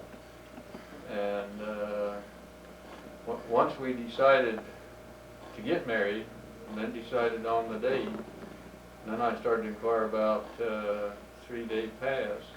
Well, one of the things, yeah, and come to find out I couldn't get it, but one of the things that decided the time when we get married was I was living in the barracks. But this time... Oh, wait a minute, let's go back somewhere else before that. He had been on his mission to, Nebraska? no, well, yes, it was Nebraska, but also Carlsbad. in his mission was Carlsbad, New Mexico. He was always talking about the Carlsbad. Go ahead. Carlsbad Caves, and So anyway, we, in our romantic situation and so forth, we decided we'd fly down there. And he could get a weekend pass and we'd catch the plane and yes, in Las Vegas and fly down to Carlsbad and see the caves and then fly back. And so I asked my dad, I says, all right, if you go, and he's, oh, sure. So anyway, he went ahead and he got his weekend pass and I got my money out of the bank and he had written home for his money and so we went down to get our tickets and my dad flew. Why, what are you thinking of? You just do not go back down to where Lowell was on his mission and you two got married. And what we should have done was got married and went, but we didn't. And so we canceled our tickets and Lowell was unhappy and I was unhappy. But Dad was right. It was a very unwise thing to do. Yeah, in retrospect, that's one of the best things your dad ever did for me. So, but as a parent, be careful what you say to. They say, to the wrong thing. I had forgotten about that. I thought that's what you were going to say. Anyway, go ahead. By this time, I had kind of advanced up the seniority list as a non-commissioned officer in the particular division I was in, to where me and 3 or 4 of the other guys raided private rooms in the barracks. Like they have a big, long, narrow barracks and open, just a big open room like a culture hall sort of thing, only narrower, and row of beds down one side and row of beds down the other side. And these barracks were 2 or 3 rooms on each end. They were called the NCO quarters. And so there were 4 of us non-commissioned officers sleeping in one of these rooms. And they had a doorway up in the attic. Remember like the one in our bathroom in Dugway? Mm-hmm. A doorway like that up in the attic. So I can't remember, we'd changed barracks and we'd moved from one barracks into another, but we still had the same room, same setup. And we, I don't know what the occasion was. Oh, when they had inspections, you were not allowed to have certain things in the barracks. Yet you'd go buy stuff in town, souvenirs, and other things that you wanted. But when it come time for inspection, you had to get rid of them. They couldn't be out where the inspecting officer could see them, or you get gigged and restricted to post for the weekend, or gigged in whatever other manner they decided was the appropriate way to do it. So it was customary to stuff all your stuff up in the attic during these inspection times, and then bring it back down again when the inspection was over. So it came up inspection time soon after we moved in this barracks. And in the process of putting the stuff up in there, somebody found a whole carton of ammunition. And it was against Army regulations to have live ammunition in any living quarters. And what would a GI be wanting with live ammunition anyway? And I think there were only 22 shells, but nevertheless, we just as well, it wouldn't have been any worse if we'd have had a small atomic bomb up there. And so we were all restricted for 2 or 3 weeks, or I don't know, maybe it was a month. We couldn't go off post. I guess that made it seem like a month at that time. I don't know. But anyway, we were restricted because of this. And no matter how we pleaded or what we said, see, that was already there and either forgotten or left by the guys that had moved out of the barracks sometime before us. And we just found it, and our case was that, hey, we found that, and while we haven't turned it in yet, we still got it. There's none of it fired, and we can turn it in, and we didn't put it there. Well, that's an honorable thing to do, but sorry, you were there with it. You should have maybe reported it and brought it over the very first hour that you found it. So anyway, we were restricted. So the next time I got to town, I told Helen, I said, I can't stand the Army any longer. I'm going to have to get out of there one way or the other. Why don't we move up the marriage date and get married? When you got married, then you could move to town and live in NCO personnel and officer personnel could live in quarters in town, and they'd pay you subsistence for it. So anyway, that was one of the main reasons for moving our date ahead. Well, one of the things is you have to remember, I worked on poles, so he had come to see me during the noon hours, and we talked during that time, and so that's when he said, we'll go ahead and get married this weekend or next weekend, I think. It was the next weekend, I think. Yeah. Anyway, still without giving much thought, I thought that when we got married, we'd be able to get a 3 or 4 day pass, and we'd go to Logan, you know, and get married in the temple. No 3 day pass, so we were just lucky to get a weekend pass. So we told her folks and decided we'd get married. And that's how come we got married when we got married, and why we got married.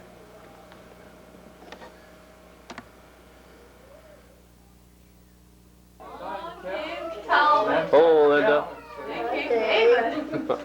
We were definitely, Is that recording, Dad? You bet. You know, Hi, Dad. It's so me. by the time It's me. It's me. Hello. It's me. Yeah. TJ. third one comes, why your whole philosophy has gone down the drain. I mean, every shred of evidence you ever had or thought you had is gone with it. And my mother always laughed. She always said, you always grew up and you always said, I will never bribe my children to do things. Parents who bribe their children are just the worst people on the face of the earth. I will not bribe my children. Bribing, So I waited the first round, and you did really bribing. well. Why stop talking now, Mom? Am I supposed to be talking? Yeah, you can. Yeah, I'm recording now. This is my dad, Lowell Andrew Griffiths. We won't talk about age. You already saw the date on there. Now we're going to come in. We're going to talk about your ribbons on your chest. Okay. What do you want me to say about them? Oh, what each one of them stands for. I can't remember. The red one Okay. is the Good Conduct Medal. That was the first one I earned. Okay. The next one is the American Theater of Operations, and the other one is a ribbon designating service in World War II. And as much as I never got overseas, why, those were the only 3 ribbons that I had while I was in the service. Okay, the U.S. Theater of Operations, that indicates that you didn't go overseas at all. Yeah, I didn't go out of the United States, right? Okay. What's the 3 bars in the rocker mean? On your... Oh, that's Staff Sergeant. That was my rank. Non-commissioned officer, Staff Sergeant. Okay. I want to call it a patrol emblem. Your eagle over there on the round patch on top, I guess it's not an eagle, it's just wings. Air Force. That's the Air Force signia. Okay. And those wings right above your, lift your lapel up so you can see all of your wings. There you go. Wings designates an aerial gunner. Okay. The reason I didn't go overseas is because I stayed as an instructor at the Las Vegas Army Aerial Gunnery School as an instructor until the war was over. Here. His dad seems to be very proud of being able to get into uniform, but my mom wants me to have him show the waistline. So is that what I've got to do? Yeah. No, Just lift up your coat. Lift up your coat. just flash me. You can leave the belt on. Leave the bell in this. Mom thinks that's cute. Okay. And being as we're being embarrassing and sacrilegious about the uniform, you got to hike your ankles up so we can see your socks. Well, I get a change though. Well, I know, but this here is much more appropriate. Thank you, Dad. I appreciate it. Yeah, but you do. Want me to start? Wherever you want, wherever you think. No, I don't remember what that is. That was something to do with Las Vegas Army Gunnery School, but I don't remember. This is the same emblem that's on the hat. And when I first went into the Air Corps, the dog tags had peon for Protestant. But by the time we left Shepherd Field, which was about 6 months later, we were able to get them with LDS on. This is one that they gave me from Clarkston. It has Clarkston, Utah on it. When I left home, they give me that one. This, going up here in order, is when we were discharged, this was the emblem they gave us to wear on our uniform to designate that we were going to be discharged. And then these is a replica of that, only it's metal that you wear in your lapel pin after you put your civilian suit on. These are just buttons from Well, now you can't go on and not say that you guys called that the wounded duck. Ruptured duck. The okay. Yeah, and I can't remember now the significance of the ruptured duck. Other than it looks like a sick eagle. We've already talked about these. This is the good conduct ribbon, the metal part of it. This is the World War II ribbon, the World War II medal for having served in World War II. This ribbon doesn't come with doesn't have a medal. It's just a designating the United States area of operation. Every area, the world was divided into certain areas, and every area of operation had its own special ribbon. A lot of fellows that served in Europe, they also had the U.S. area, the European area, African area, those that fought in Africa, and then some went to the Pacific area, and they'd have the Pacific area of operations ribbons. Okay. These are marksmanship badges, and I've forgotten what they were. This is for aerial gunnery. We used to have to practice when we were training for aerial gunneries. We had to shoot at a target drawn by another airplane and make sure we hit the target and not the airplane towing it. And then this is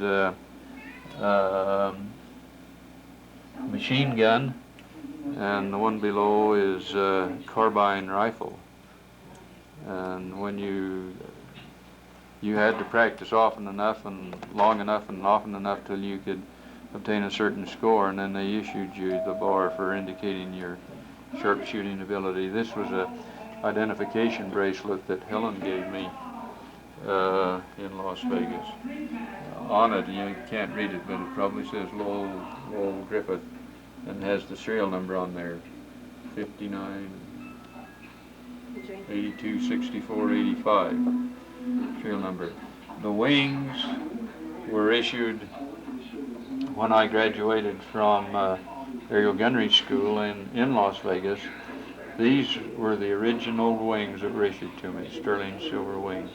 The emblem at that time, the gunnery aerial gunners were so new in the Army that they used just regular crew member wings. This is the same thing, only not as an expensive pair of wings. This is a little miniature set that you buy out of the PX. Later on, they changed when they got the regular aerial gunnery wings, this is what they made. This designates a bullet. Aerial gunners fired 30, mostly 50 caliber, but some 30 caliber machine guns. That's a 50 caliber projectile. This is a set of plastic wings that I made when I was convalescent after I had double hernia operation while I was in Las Vegas. When I became an instructor at the aerial gunnery school, I was an instructor, and I can't remember what they called it now, but anyway, we run a motion picture projector. In fact, two of them, they were synchronized together with a rod between them, and the one projector showed on the film on the screen, it was like you were firing from one of the B-24s or B-17s, and then you were firing at enemy aircraft that would fly across the screen, and there was an actual 50 caliber gun set up with a light in it. Instead of when you pull the trigger, why this light would beam on the screen and show you where you were hitting, and we had control of that light. We could either let the aerial gunnery practicing whether he could see it or whether he couldn't. The second projector showed a target. And you'd flash the target on, we could control that, the instructors controlled that, and that would show you, we could show them where they should be firing, and by the light they could see where they were actually firing so they could make corrections. And this hung on the door of the room that I worked in.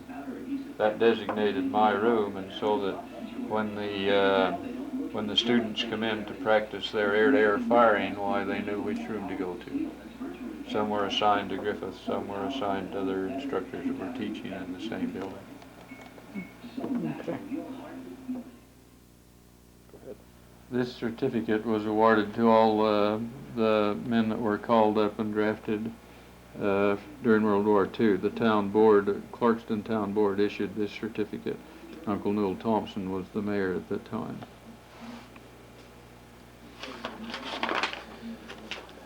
After I was inducted, I went to Shepherd Field, Texas, and eventually graduated from the Airplane Mechanic School in Shepherd Field, Texas. This is the diploma for that. From there, I went to San Diego, California, to the B-24, to a B-24 specialization school. It was a 6 weeks course for specializing in the mechanics of the B-24. From there, we went to Las Vegas, Nevada, to the aerial gunnery school, and went through the aerial gunnery school, and this is the diploma for graduating from the aerial gunnery school in Las Vegas. After graduating from there, they kept me as a, well, when we graduated from there, we were issued the rank of Staff Sergeant in the U.S. Army Air Corps. After we graduated from the gunnery school, we went back through it again, second time, for a refresher course, and was there, and then went from there to Fort Myers, Florida, where we took another 6 weeks course for instructors in aerial gunnery. When we were discharged, Henry Arnold, or they always called him Hap Arnold, issued this certificate to all members who were honorably discharged from the United States Army Air Corps.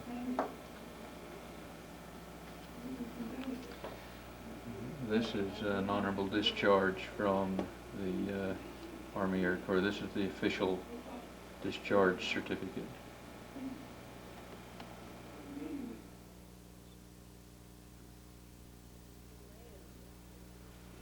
Well, yes, but I want to, now that I've got a picture of it, these wings here are what? Those are the subject of your discontent. This one and this one, I think, both of them.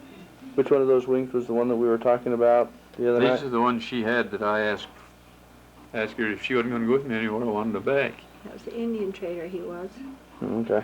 Now that we got that out of the way. Okay. And what's this here picture of? Big picture frame. Okay, let's start over here. Oh, okay. Point. This here is our marriage. Wait a minute, let's go back here for just a second. This is the Here, best thing. let's see if I can jump the camera around so here. that nobody can focus on anything. Oh, okay. These are my, see, those are earrings with the staff sergeant, what he was, and this is a pin, and I wore them quite often. When you were dating? No, afterwards. After you're married, okay. Yes, okay. Okay, so. Now then, over here is our marriage license when we were married in Las Vegas. Marriage license or certificate? This That's one is the certificate. Marriage license, certificate. right. This is it right here. Marriage certificate. When we were married in Las Vegas. And then this is the real marriage in June when we were married in Logan, sealed in Logan. This is a sealing certificate. Okay. It says marriage certificate. And you want a picture of us when we were married in Las Vegas? Yeah.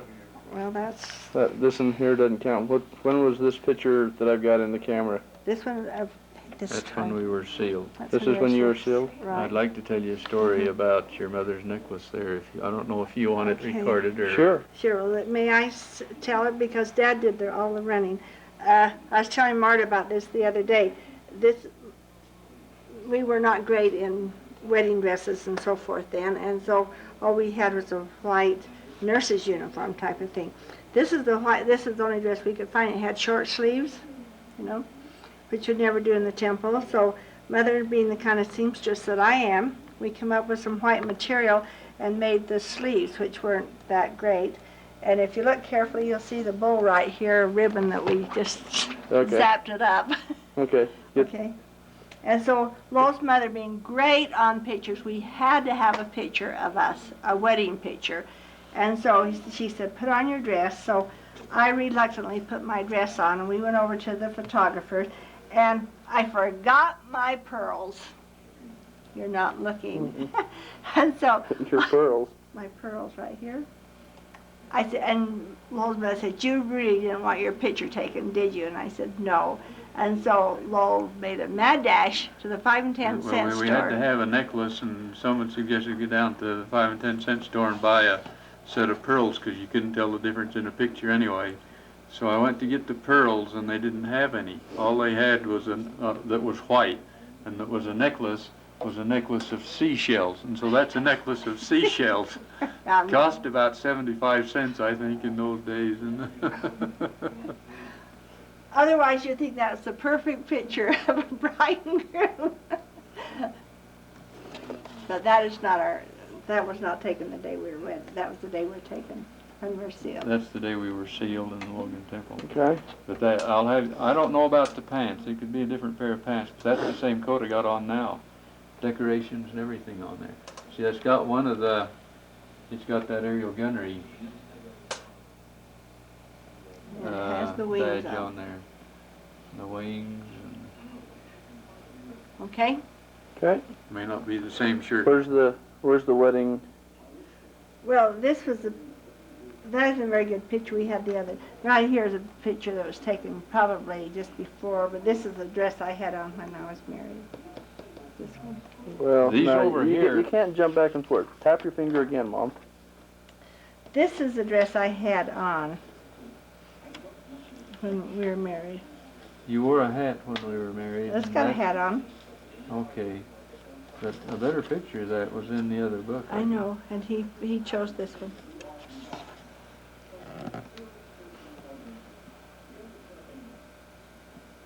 That's the one I've carried in my wallet ever since we took it. In fact, I've had 2 or 3 made. Okay. That one. This one here's the one that you have in your wallet. Yeah. That dress was bright red.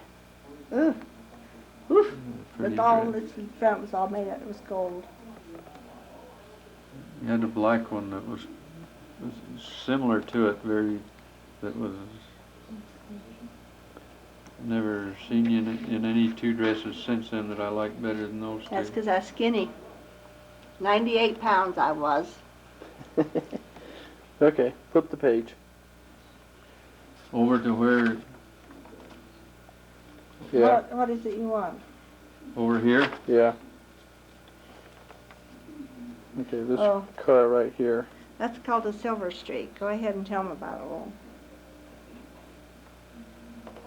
Well, that's the first car we got. I don't remember, it wasn't too long after we were married we decided we needed a car, so Helen's dad went with us down on west end of Fremont Street to a used car lot one day and looked around, and we picked that one out, and we kept it. We drove it from then till, which was sometime in later 44 until 1950 when we were in Logan, and we bought our first brand new car, the Studebaker, with a torpedo nose.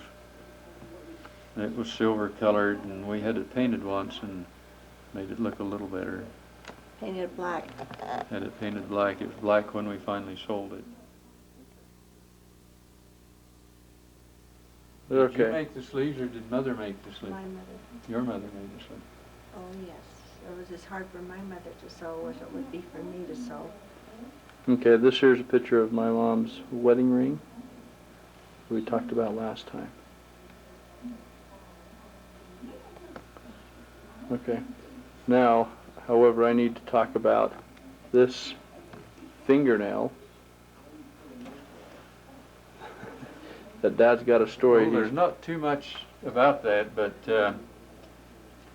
after I was discharged from the Army in December, I was going to go back the next spring to Clarkston to go to school, but by spring I had another job with a construction company called Miller, Haynes & Smith, and we were working out in Henderson, Nevada, building homes and various other buildings, and I was driving nails through a 2x4 against a cement step like this, and I was hammering. I was trying to get that nail through, and I was swinging all the way from the hip, and the hammer hit the edge of the nail and hit that finger. And I knew it hurt. I could tell the way it hit it that it hurt real bad. Blood started gushing out around the fingernail and a couple other places on the finger, and I took a hold of it like that, and you could just feel the bone just all crunched. So I wrapped it up, and I couldn't see that I could do anything about it. I could wiggle my knuckle, and so I just wrapped it up and put some salve on it that night, and month and a half later, why, this fingernail come off, but that's the fingernail. Okay, you were discharged that what? Hurt, it hurt so bad that it made me sick. I mean, it literally made me nauseated. It hurt, the pain was so excruciating in that finger. It hurt clear up into my wrist and up to my arm, but You were discharged what day? I was discharged from... Dad was discharged from the military December 11th, 1945. That's 45 years ago today, the day this tape was made.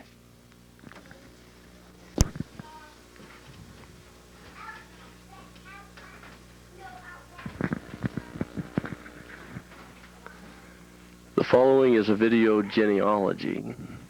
We'll begin with Lowell Andrew Griffith's father, Andrew Higgy Griffiths, and Lydia Adeline Godfrey.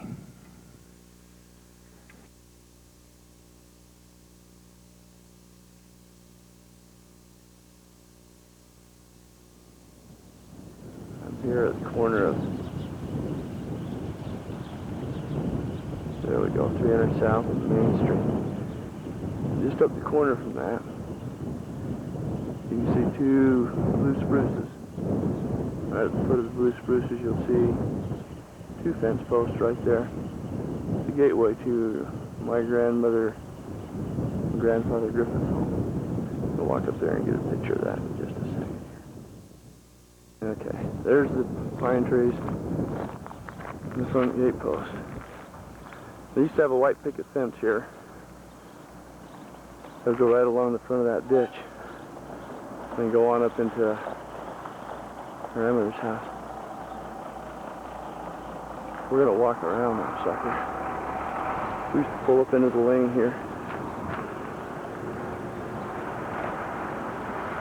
I know, Calvin, I shouldn't be doing this with the old tripod.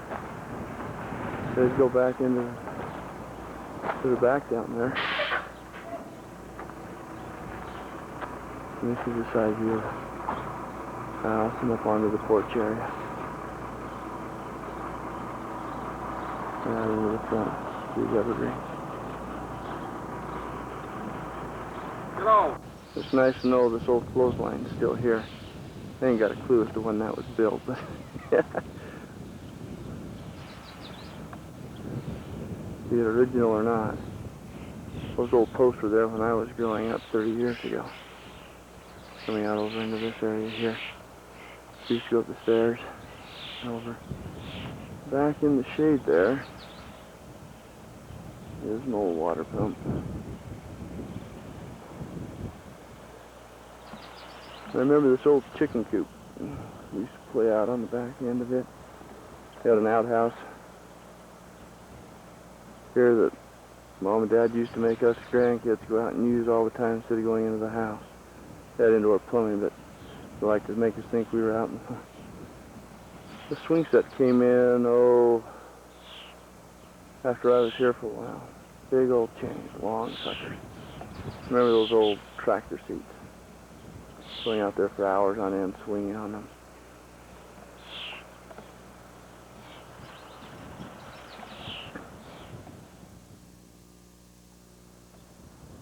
Well, used to come out here and play. And down inside the old chicken coop we used to go out. We used to have chickens in there. Run out there, get yelled at by grandma. We're going in and playing. There's a trail that used to go out and the old barn's gone. There's an old barn out there with a haystack, and we'd climb up into the top of the loft of it. It wasn't a traditional barn, it was a lean-to type barn.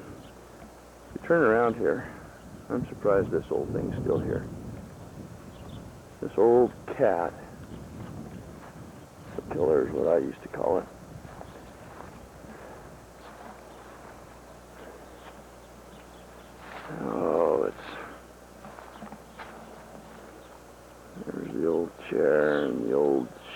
motors and the brakes. And we used to climb around on this thing and play on this sucker for hours on end. He used to have an old truck sitting out here, right out here next to it, and that's long gone, I guess. But oh, we used to have hours of fun out here.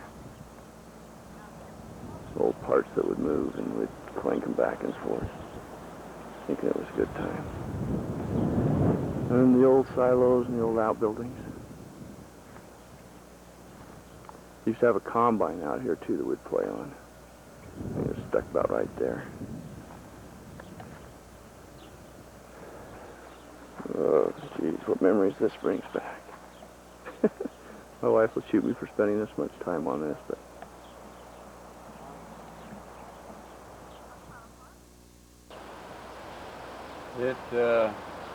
that's where the hydrant was anyway. The water used the hose there to water the garden. and this well over here was dug about after you got back from your mission? I don't know, it was dug along about that time or a little before, but it was never there when I was a kid. I need to point something out to you. Go ahead. That what Phyllis now owns was at one time when I was growing up was two separate lots. And I'll see if I can point out the property line to you.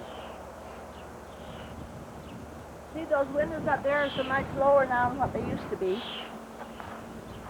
Where we used to, that used to be where we used to stay all the This pine time. tree right here is pretty close to right on. They're not literally lower, they just seemed lower. Yes, they used to be, like Dad said, halfway to heaven when he lived here. The property line was just barely the width of a wagon and a wagon box west of the chicken coop out there. So the old property line used to come through about right through here. And there used to be a ditch come down, and Dad had to put in a dam and there and run the water through.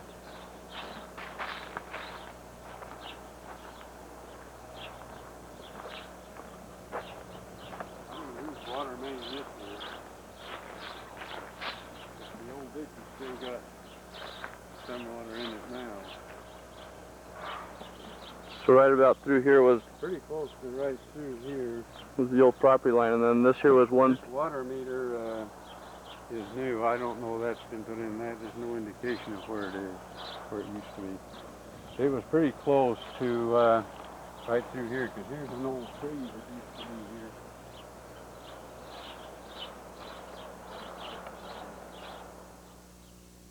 Dan always hates pine trees. These old blue spruces, I think, out here are just gorgeous. Grandpa had a whole line of these pine trees out here, apparently dividing the property or whatever. I remember family reunions, we used to come out here in this big open field here, sleep out. And we'd, excuse me.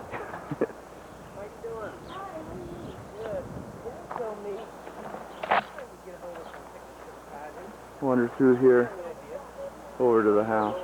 The thing that's interesting about this house is every one of my dad's brothers and sisters was born in here. In this house here.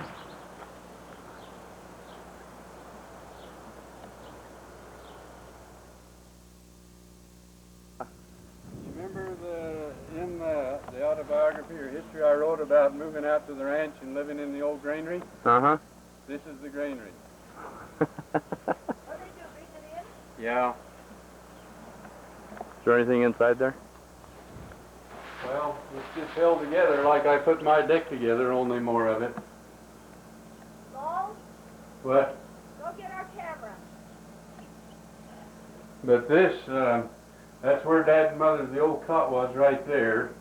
And the table was right here, and me and Weldon would sleep on the floor right in the middle here. And then the stove.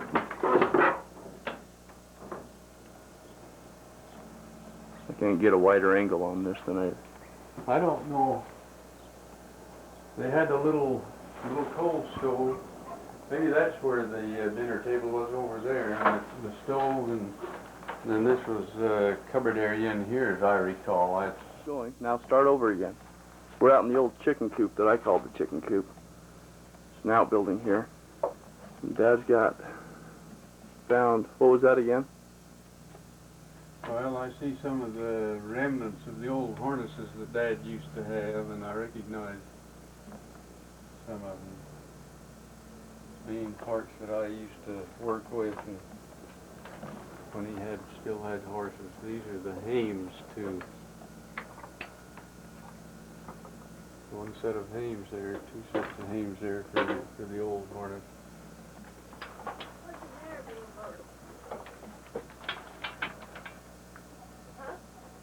What's this old bucket right here, Dad? That's an old coal bucket. I don't remember this particular one, but that's a coal bucket, and you go down in the basement and fill it full of coal and bring it up to the coal stove, and then you just pick it up instead of having to handle the coal while you just pour it and open the lid and pour it in the stove like that. This wire right here, this is the old electric wiring. I'm just repeating what you said. They used to have lights. They would come in here and they'd turn them off at 10 o'clock at night. There's no light socket there. Turn them on 4 o'clock in the morning, the idea being that the longer daylight they had, the more eggs they would lay. There's some more wiring down into here. Wonder if that'd pass OSHA inspections nowadays for production. Was the potbelly stove in whose home? I'm sure that was Grandpa and Grandma Griffiths, Will and Katie's. I don't remember the folks having that fancy ironwork on it. But it was about that size, and it did have the rim around the bottom down there that you see. Okay, I got battery power again. I'm back. This is the granary. And this is a mobile building. And they would put that out on the farm. And Grandpa Griffiths would hook up 8 horses onto it, and they'd drag it all over the place. When they'd work in one area of the farm, they'd move it to one area, and then when they'd move up to another section of acreage, they'd move it to another. You see this big hole there? That's what they'd use. They'd build this big house, and then this small shack, or whatever you want to call it, and build it on these 2 logs. There's one log on this side, and then there's another log on the other side back over in there. They'd cut a little bit of an angle on the front end of it, and then they'd hook it up to the horses and just drag this sucker all over the place. And that's the door there. And Dad already showed us the inside where we had the where the sleeping quarters were, and a table and a kitchen. This is an old style version of a mobile trailer. Kind of what you'd expect today.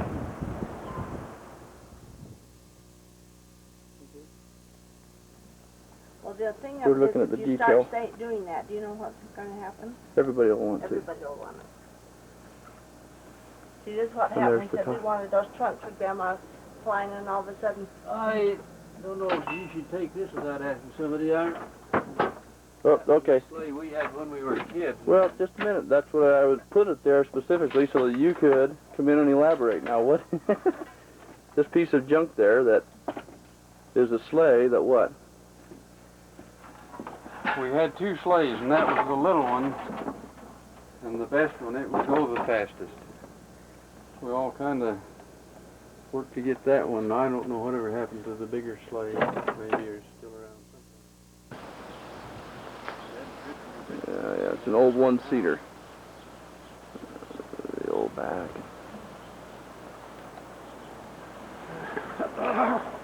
This is a grain chute. If you come around here and look at it, you get a better look at it. This was attached to the side of the harvester and hung on the side.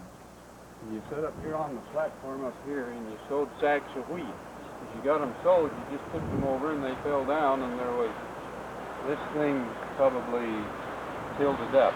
Anyway, something kept them from sliding out. And the so it'd hold 1, 2, 3, about 4 sacks of wheat. And then you would fill your 5th sack, and when you got to a certain place in the field, while you pull the trip and those 4 sacks would slide out on the ground, and you'd push the 5th one out if you had 5 to go. And you did that at the same place. You did it about 3 or 4 times around the fields. And when you come along with the wagon, which I used mostly, but in later years, some of the farmers had trucks a long time before Dad did. Then they didn't have to drive all over the field. They'd just drive to one of these piles of where these rolls of sacks of wheat were and load up the wheat and haul it into the granaries. They'd store it during harvest time and then Okay. then sell it in the winter time when the price of wheat went up higher. Of course, Dad always paid his tithing in the fall. As soon as he got his wheat cut or made arrangements to pay it anyway. Sometimes it wasn't till in December. Okay, we're out here at, no, I haven't taken a picture of anybody. This is David's grandfather, or Lowell Andrew, my father's father. This is Lowell, this is Andrew Hickey Griffiths, and Lydia Adeline Godfrey. Their headstone, it's in Clarkston, Utah. They're married in the Logan Temple, January 20th, 1915. Well, that's the same date that Jan and I were married. Okay. Now, who are they, TJ? Griffiths are children. Lowell Andrew, Logan J, Lydia A, Aethel B, A. DeLamar, Theo F, N. Zaleski, no, Sadie P, and Phyllis R, and Vida P. Vida. We saw some of these people today. Okay, right here we have Andrew Hickey and Lydia Adeline Griffith. And if we go one spot to the north of that is Belois, and then we've got an extra spot there that's not nominated for anybody. And then Lowell Andrew is these 4 spots right here directly west of Grandma and Grandpa Griffiths. So we got Lowell and Helen. We anticipate putting Linda right here, kitty corner to the Griffiths, and then we will have one extra one that Lowell Andrew owns. He's bidding for and can possibly change there on that, hopefully making it so Linda and Belois will be buried side by side, leaving a slot open for a couple. Then they were just talking about Andrew, no, not Andrew, Aethel, thank you, has got 4 slots right there, and Theo has 4 slots right there. In front of Aethel. Right in front of Aethel, and so Theo's family will be right next to Granddad, Andrew Hickey. Is that right? That's right. Good enough. Good enough. That William John Godfrey, father of Andrew Hickey Griffiths, and his wife Catherine Walker Stewart Hickey. The corner of 100 East and Center Street in Clarkston, Utah. This is Grandpa Will Griffiths, William John Griffith, and his wife Catherine. She's the one that lived to be 101 years old. She's the one that has that stove over in Uncle DeMar's garage, the first electric stove in the Clarkston area. Back from Trenton. They lived down in Trenton at the bottom, down around under the hill from their farm. And when they moved the family back to Clarkston, why, this is the house they built. It's the original house. The big front window never used to be there, at least that big anyway. But his trails and barns were down back, you can't see for the trees. But the log house has been right where it is now ever since I can remember. And that was used for what? Well, it was a granary and kind of a tool shed. And that's, you heard me say he could go any time of the day or night on the darkest night without a match or a flashlight to pick up any bolt nut that he wanted or knew was there. And that's where it was in there. Was in this, the one with the red wood on there. Stones in Clarkston, and that belonged to my grandma Griffith. Can you see that? So it's your great grandma, you guys. This is William John and Catherine Hickey Griffiths. Now, if you look at that, you'll notice that she was 101 years old when she died. It's a long time. And that's our great, that's daddies. That's myself, David Porter Griffith's not great-great, it's great-grandmother. Here we'll go to Lydia Adeline Godfrey's parents, John Ezekiel Godfrey and Lydia Gover. This is the closest sign we've got. We come down and up the road is where we're going to be heading. Right up there. We're now up at the end of the road. We was down there at that first intersection when I was talking before. We're up at Grandpa Godfrey's? John E. Godfrey. John E. Godfrey. This lean-to that we have right here is the last of the old remaining barn that's still standing. That's part of his old barn. And this was across the road from his house. His house was right over into this area. This house is not the original, but this garage. It's sitting pretty close in the same spot, a bit of an angle more than... The old house had a very steep pitched roof. Okay. And this garage is the original garage from way back The when. original garage that Granddad used to park his old cars in. Okay. They'll probably get mad at me for panning into there, but... When I thought that was the biggest building, I thought it was about as big as you remember. I was thinking it was about as big as his house. And then there was an old duck pond out behind these two steel granaries out over into that area. And then the pond apparently ran down the street. There was a spring there, and Granddad would back up the water, and then that's what he flooded his garden and had a garden with. Used it for watering his garden. But that's where your grandmother Griffith was baptized, was in that pond. This is in the old duck pond right back over here, huh? Yes. Okay. That was Lydia Adeline was baptized there. Lydia Adeline Godfrey was baptized. Now, did he own all this land down that I'm looking at right now? Yes. He ultimately ended up giving Grandma Lydia Adeline Griffith's piece of property there then, right? Yes. He owned 2 blocks, which would be 20, he owned 40 acres right in this area. In this area here. And these houses that we have here are now his offspring, or Yes. the Godfreys? Yes. Okay. Whose house is this now? John E. Godfrey's home, and that is the father of Lydia Griffith, which is your grandmother. This is Lydia Gover and John Ezekiel Godfrey. Huh, TJ? Huh?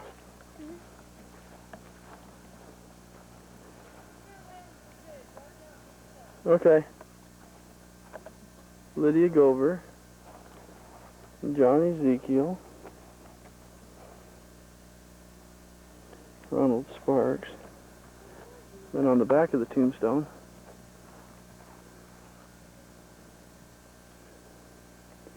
we're related to Lydia Adeline there on the bottom.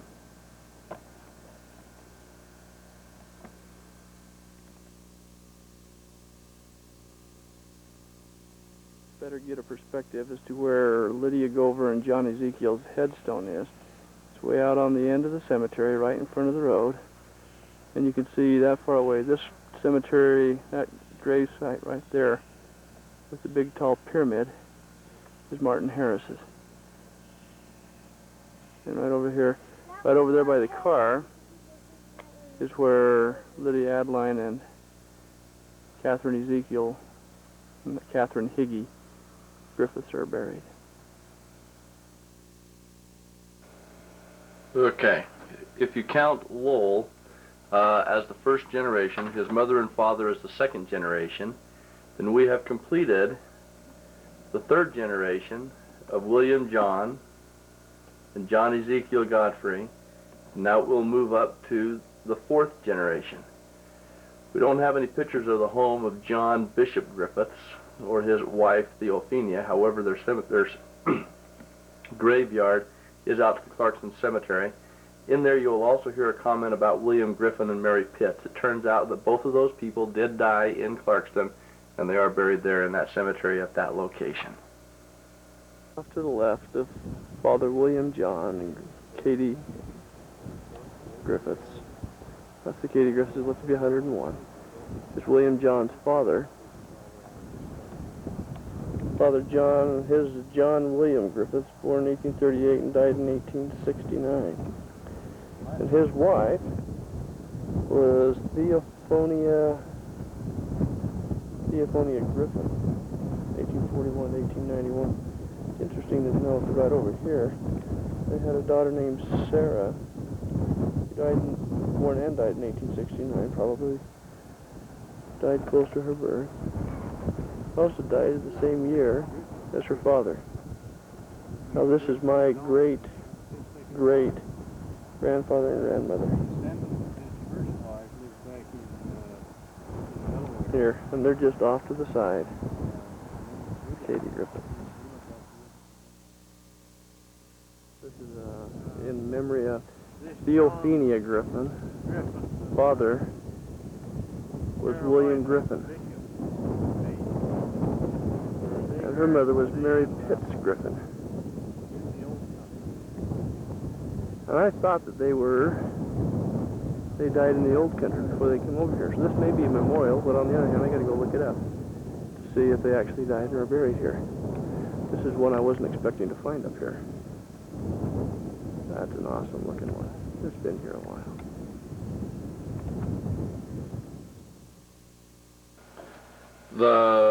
Moving on to the next, in the fourth generation before we move on, I had called that headstone John William Griffiths. It's supposed to be John Bishop Griffiths, and it's Theophania Griffin, and as we had mentioned, William Griffin and Mary Pitts were buried there in the Clarkston Cemetery. Moving on to the next person in the fourth generation is the parents of Catherine Walker Stewart, who is Andrew Walker Higgy and Annie Thompson Stewart. Backing off yet because I want both of the stories. Lowell Andrew says this is where, go ahead, take it, Dad. Well, I thought this was where Uncle Andrew Higgy and Andrew Walker Higgy lived. Okay. But the old... But Uncle DeMar says the old homestead's right back over here where this brick home is now. And that's the home that they tore down probably 10 years ago and built that one there. Okay. And that's Andrew Walker Higgy and Annie Thompson Stewart? Right. Okay. Well, and Dad says... DeMar's probably right, because I know that the old house was... Well, this isn't near as fun as when you guys were arguing about it. You can see the top of the barn. Where's the heated voices? Where's the conviction in your voice that this is it versus this one? Let's drive over a little ways. You guys are no fun.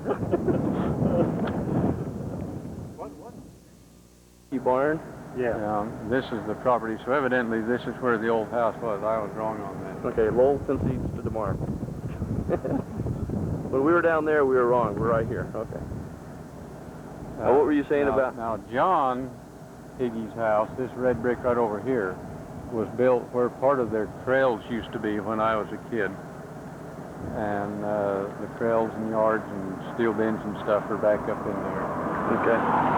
You were saying something about this well-kept barn is probably still the original barn with the nice-looking horses. I remember Uncle Andrew and these two boys, John and Andrew Higgy, driving their horses out to the field, and they were some of the best matched, biggest, best-looking harnessed horses in the country.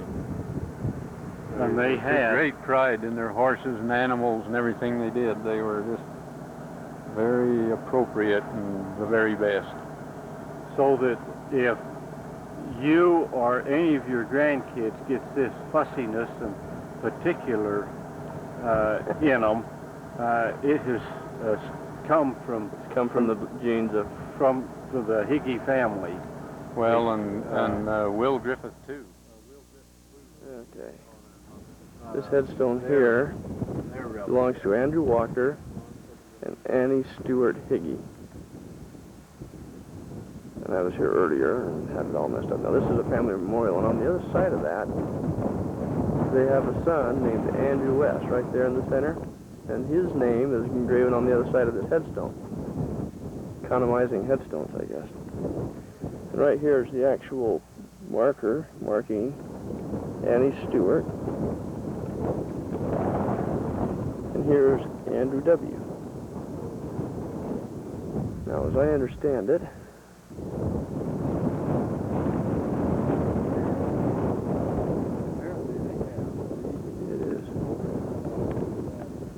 it is Annie Stewart.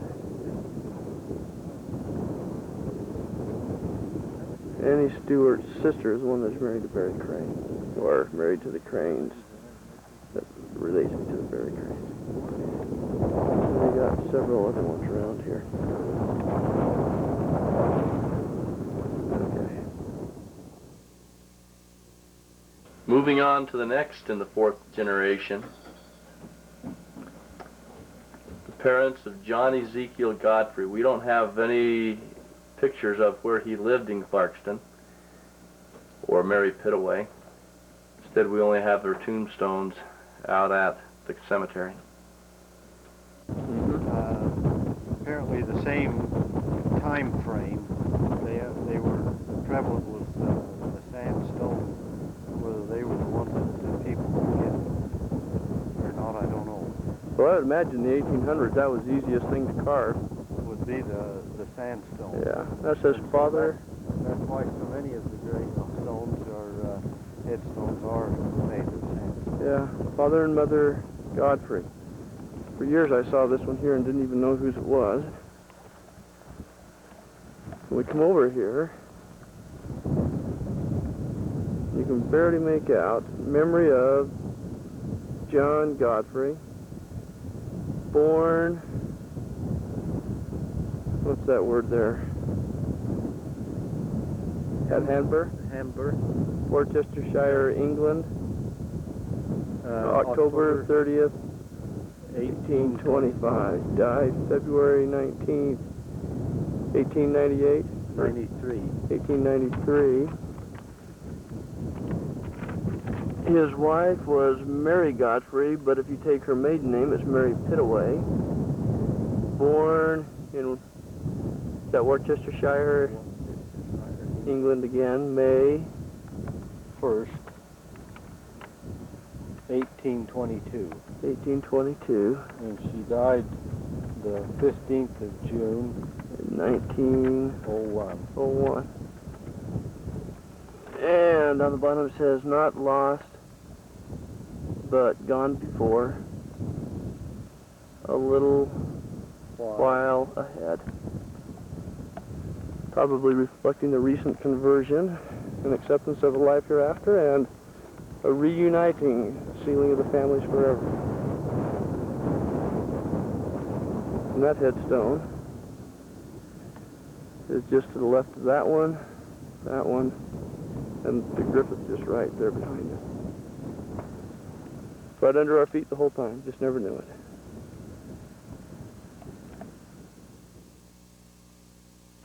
The last one we're going to talk about today, Gover. Morris Gover and Sarah Tucker.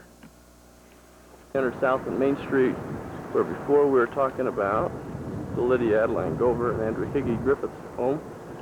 We now come over to Sarah Tucker and Morris Gover. And this home that we see here with the white siding on it didn't always have white siding. It is actually siding covering over an old two-room, I want to say log house, but I'm not sure if it was a log house. Log house. Two windows were windows from the log house. Those two windows were the original windows. Well, they're not the original glass, probably. But Dad was telling me a story earlier about when he was bringing the old Model A home and got a flat tire. Model T Ford. Got a flat tire and he was too embarrassed to change it the second time. He got the flat and he ended up dumping it right over there in the what? About the second utility pulled down. What happened was I was going along and it was so rough and jiggly and jolty that the old cloth top on the Model T collapsed and fell down on me, and I thought the world had come to an end, so I just bailed out over the side and run home and let the car, and it run off down the bar pit and finally stopped. Right there on that road. Was the first time I'd ever drove it. Let me tell you something about Grandpa Gover. Okay. My mother Griffith always said that he never had a weed grow on his lot. This was his lot and property. And he'd go around and pull up single weeds anytime he'd see a weed. They never had a chance. He kept them down. He had the weeds numbered and placed, and then he'd pull them.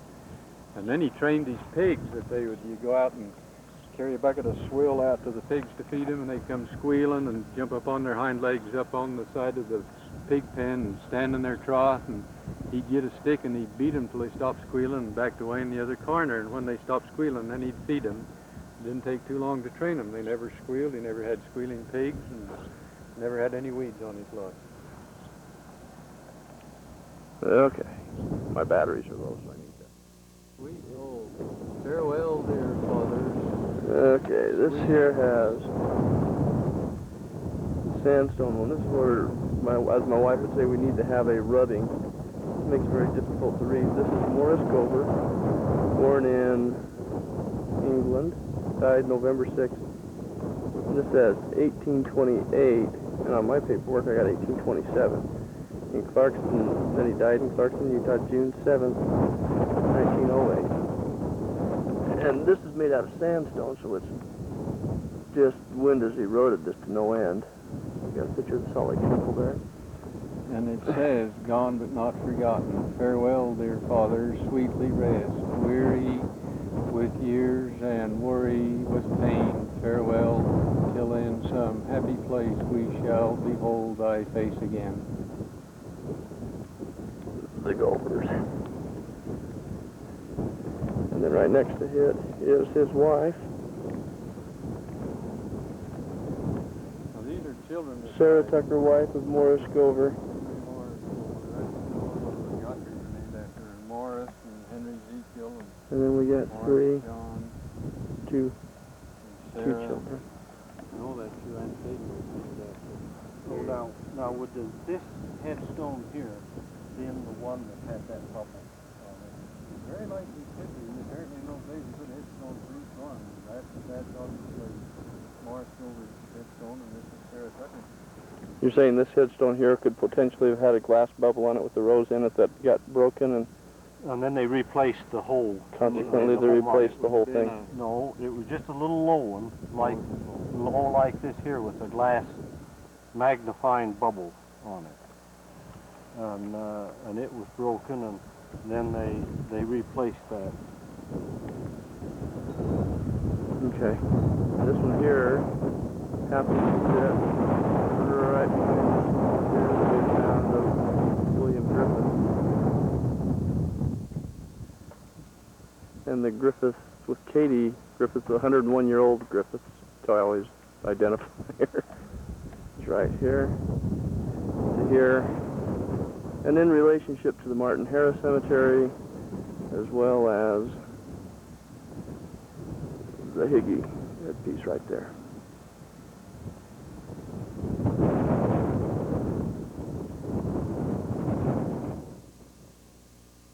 And of course, a visit to Clarkston without mentioning Martin Harris or a few side stories would be totally inappropriate. And so when wrapping up this tape, a few stories from Dad and some parting shots of Martin Harris and his life there in Clarkston. Film running. Okay. This old log cabin is the schoolhouse that apparently, we believe, Lydia Adeline Godfrey went to school in when she was a youngster, I take it. Right. This was not the spot where it was at. I remember her telling me it was moved here, and apparently somebody lived in it a while, but it was the same building, and they moved it here from wherever it used to be. That I don't know. And so where's it located at right now? Across the street from where? Right straight across the street from where Rex Godfrey used to live. Which is right there where that car is. So when you come up here next time, look for that car, and it's right across the street from it. Good. Tell us what it is we're looking at. Tell us the whole 9 yards. Okay. Okay, this is a derrick that was used for stacking hay and wheat heading. And it worked by having the big end of the log, a chain tied to the big end of the log, and you pulled that down as close to the ground as you could get it back, and it was tied back to the base of the derrick. That put the little end of the pole up in the air. Then a cable run from the center base pole up, down the long pole out to the end, down through a pulley to a derrick fork, and that fork was put in the hay, and locked in such a way, and then a team of horses would pull the cable out away from the derrick and pull the hay up off of the load. And when it got up high enough, why the pole would swing around over where they wanted the haystack, and then they'd just pull the trigger, or yank the rope, and that tripped the fork and let the hay fall off. They used it for stacking headings of wheat, when they would harvest the wheat with a header or a binder.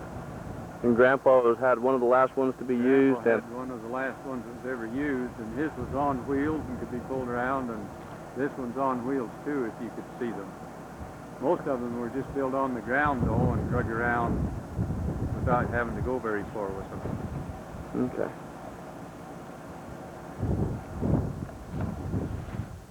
The entranceway to the Clarkston Cemetery.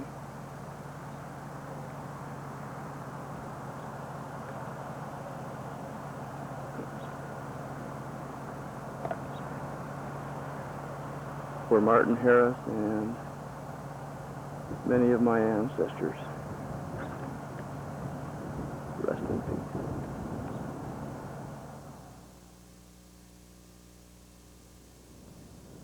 For this purpose, what I am doing is trying to identify a landmark for where Martin Harris's house was in Clarkston. What you saw there was the Clarkston post office, and my Uncle DeMars and Aunt Marilyn's home is right there. If you follow that road up to the first intersection of that stop sign, we come over here into the corner lot. This tree right here is believed to be right on the north corner of the lot, that the house was put right over into this area right in here.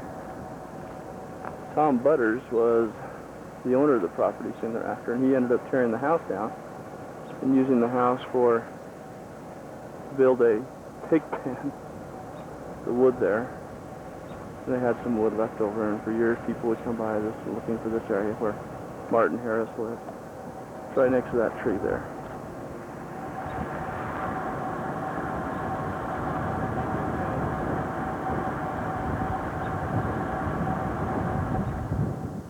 Anybody ever comes to Clarkston nowadays is to watch the Martin Harris Memorial. And one of the three witnesses, the divine authenticity of the Book of Mormon, born in Easttown, Saratoga County, New York, May 18th, 1783, died in Clarkston, Cache County, Utah, July 10th, 1875. And he's buried here at Clarkston, Utah Cemetery as well. Hey, Dad, what's this? And he's got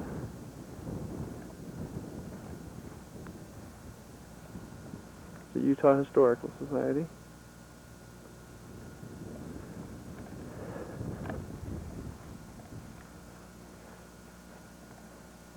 And I don't think I can read all that.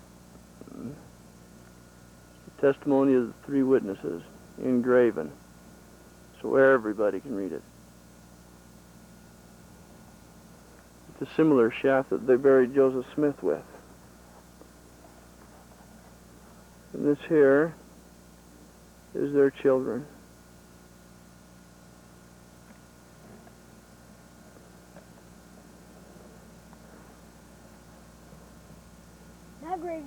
That gravestone's been here for a long time. Yep, it has, hasn't it? Every year they have the pageant now.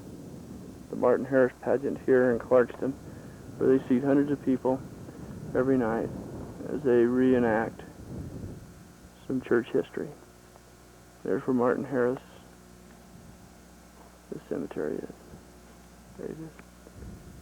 And just off, across the street, is the Andrew Higgy Griffiths. And back on the same side as Martin Harris, right over there, down a ways over into that area, is where you'd find Catherine Walker Higgy Stewart. Catherine Walker, whatever her name is, she was 101. And then from here, you get a view of the Cache Valley. Daddy, we're not looking. Yes, we are, TJ. This is where your grandfather Griffiths grew up, was in this valley. And over there is Logan, And there's Griff's Mountain. For years, they used to own some property up at the top of that hill. Right up there, halfway up the hill, there's a little top level spot that they used to have family reunions at, just below Newton Dam. And then there's that road that goes all the way to the top. They let some division people ride up there to put things, some microwave relays or some antennas relays for television and radio cable stations. You guys go on it? And then there's modern day technology. We're going for ice cream? Stick your head out in the sun so we can see it. Stick your head out in the sun. Going up the flats. Now there's 40 acres of land here. And this 40 acres of land belonged to Grandma Griffin. Grandma, well, she was Lydia Godfrey. Nobody shot at Jeff. And it belonged to her father, Adeline.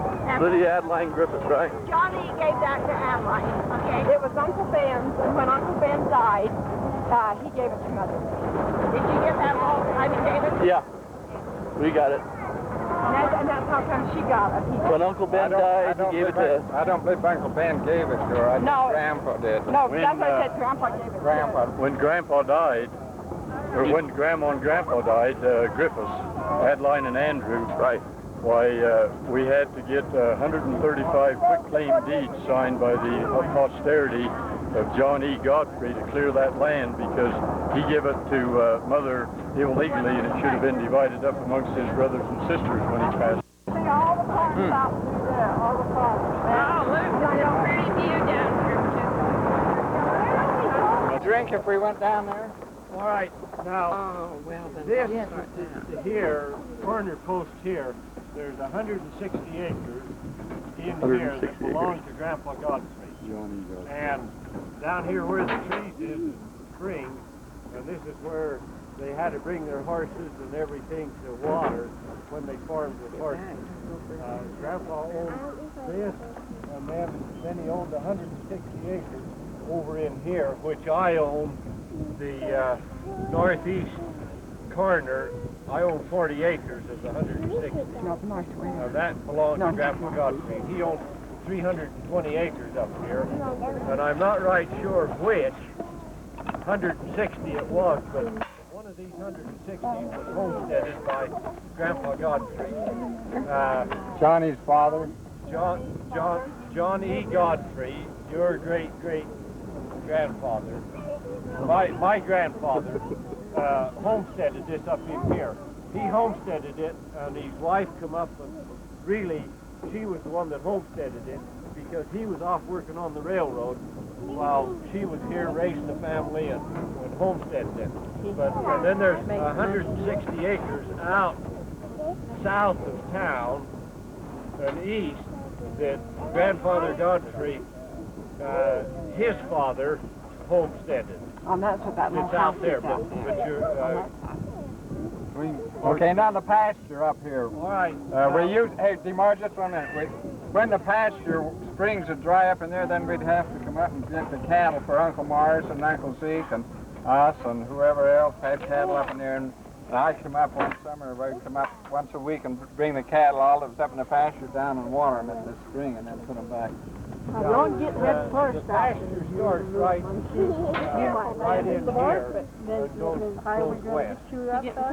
It's right on this fence line here. Right up, and then it goes up from there north. This ain't that unusual. Is the pasture. They're farming some of the pasture, aren't they? No. Talking, let's keep going. Does Nate have the pasture? Nate has got the pasture now. Now where's Nate's the a pasture girl. at? Well, it included this. All that mountain right there. Yeah, this It's called Cold Water. big mountain here, and then back of that is cold water. But they've gone up in there now and developed a spring to where it's a pretty good stream of water, you know, enough to supply the animals. And Newton hasn't got it, or Trenton hasn't got it. No. They've even gone up and developed the Cliff Spring, and there's water in it. How far north did the old pasture go? It didn't go all the way to that white hill, did it, White? It went over to the DeMoor's north boundary. When we get over there, I'll tell you. Let's keep going. It's behind you here. Grandpa owned that. And when they spoke of watering the cattle and stuff, they used to go up this, in between these two pieces, right up, and that's where we used to go into the pasture, was up there. That's where we'd have to drive the animals down out over there to water. Okay, Ken. Abigail? And while you're all here, I'm going to tell you a little story about this. Some of you's heard it and some of you haven't. But the old English, you realize that John E. Godfrey was 8 or 9 years old when he came to America. And the old English custom was that the oldest child got everything. And the oldest child dictated the rest of the family what they could do and what they couldn't do. So when Grandfather Godfrey came over here, he brought a lot of these customs with him. And when Granddad died, or when he set this all up, Grandma and Grandpa Griffiths was in debt so far that he figured that if he gave this to Mother, Mother would sell it as quick as she could get her hands on it. And of course the agreement was that she sold it to Morse.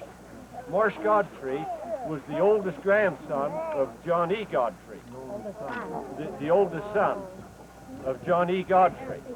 Well, Granddad Godfrey lived longer than he anticipated, and good times came along. So when Granddad Godfrey passed away, the folks was not in debt to the point where they had to sell anything. So when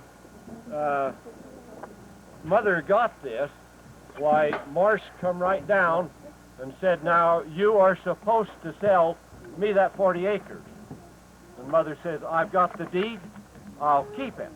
Now, if any of you knew Mother, that's exactly what she meant. Well, then then Nate Godfrey come down, and he soft-soaped Mother, and he wanted to buy it. And she said, Nate, I have 4 boys, and probably one of them would like it. Well, it should stay in the Godfrey name. And Mother said, it will stay in the Griffiths name as long as I am alive. So LaRue come down, tried it a different angle, and he got the same answer. And last spring, Nate Godfrey, I had hurt my ribs up snowmobiling and was crippled and walking around. And he knew better than to ask me, because I'd have told him in a language that he'd have understood. But he bounced Maryland and said, now that DeMar is retired and got some broken ribs, now is the time for me to buy that 40 acres up there. And so they haven't given up yet on buying this 40 acres. But I have told Nate that he will never live long enough to own this. And his kids all have bounced me, and they've given me fabulous prices for the 40 acres. But I guess I've got a little mother in me that the 40 acres will still stay in the Griffith line as long as DeMar is alive. On your... Huh? Well, I've got nothing to say after that. DeMar, it's real stuffy and crowded back here. We need to hurry along. And when we stop, we don't get no air. Okay. You know, on the next stop, where you were planning to stop. The next one's going to be a long ride. Okay. But they go into the pasture now up, and that canyon back up in there you can see is cold water. And Steele Canyon. We can stop and talk about cold water. We can stop, we can't get out. No way. Oh, I want to see who's all buried there. Who has been buried? We're not going out to the ranch area there. I think we were. I don't know whether we're going to go to the ranch. Everybody out there. Elbow, and the way I had But out in this place was the meadow doctor.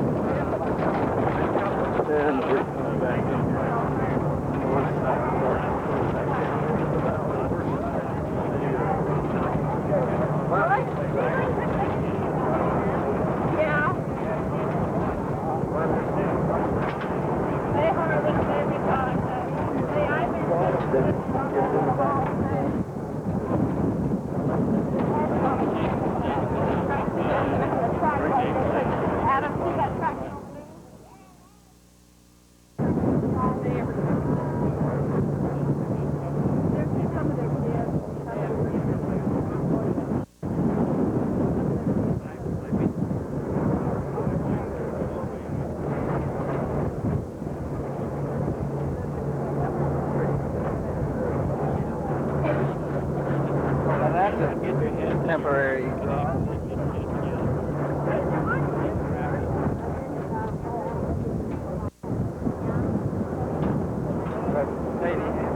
Oh, yeah,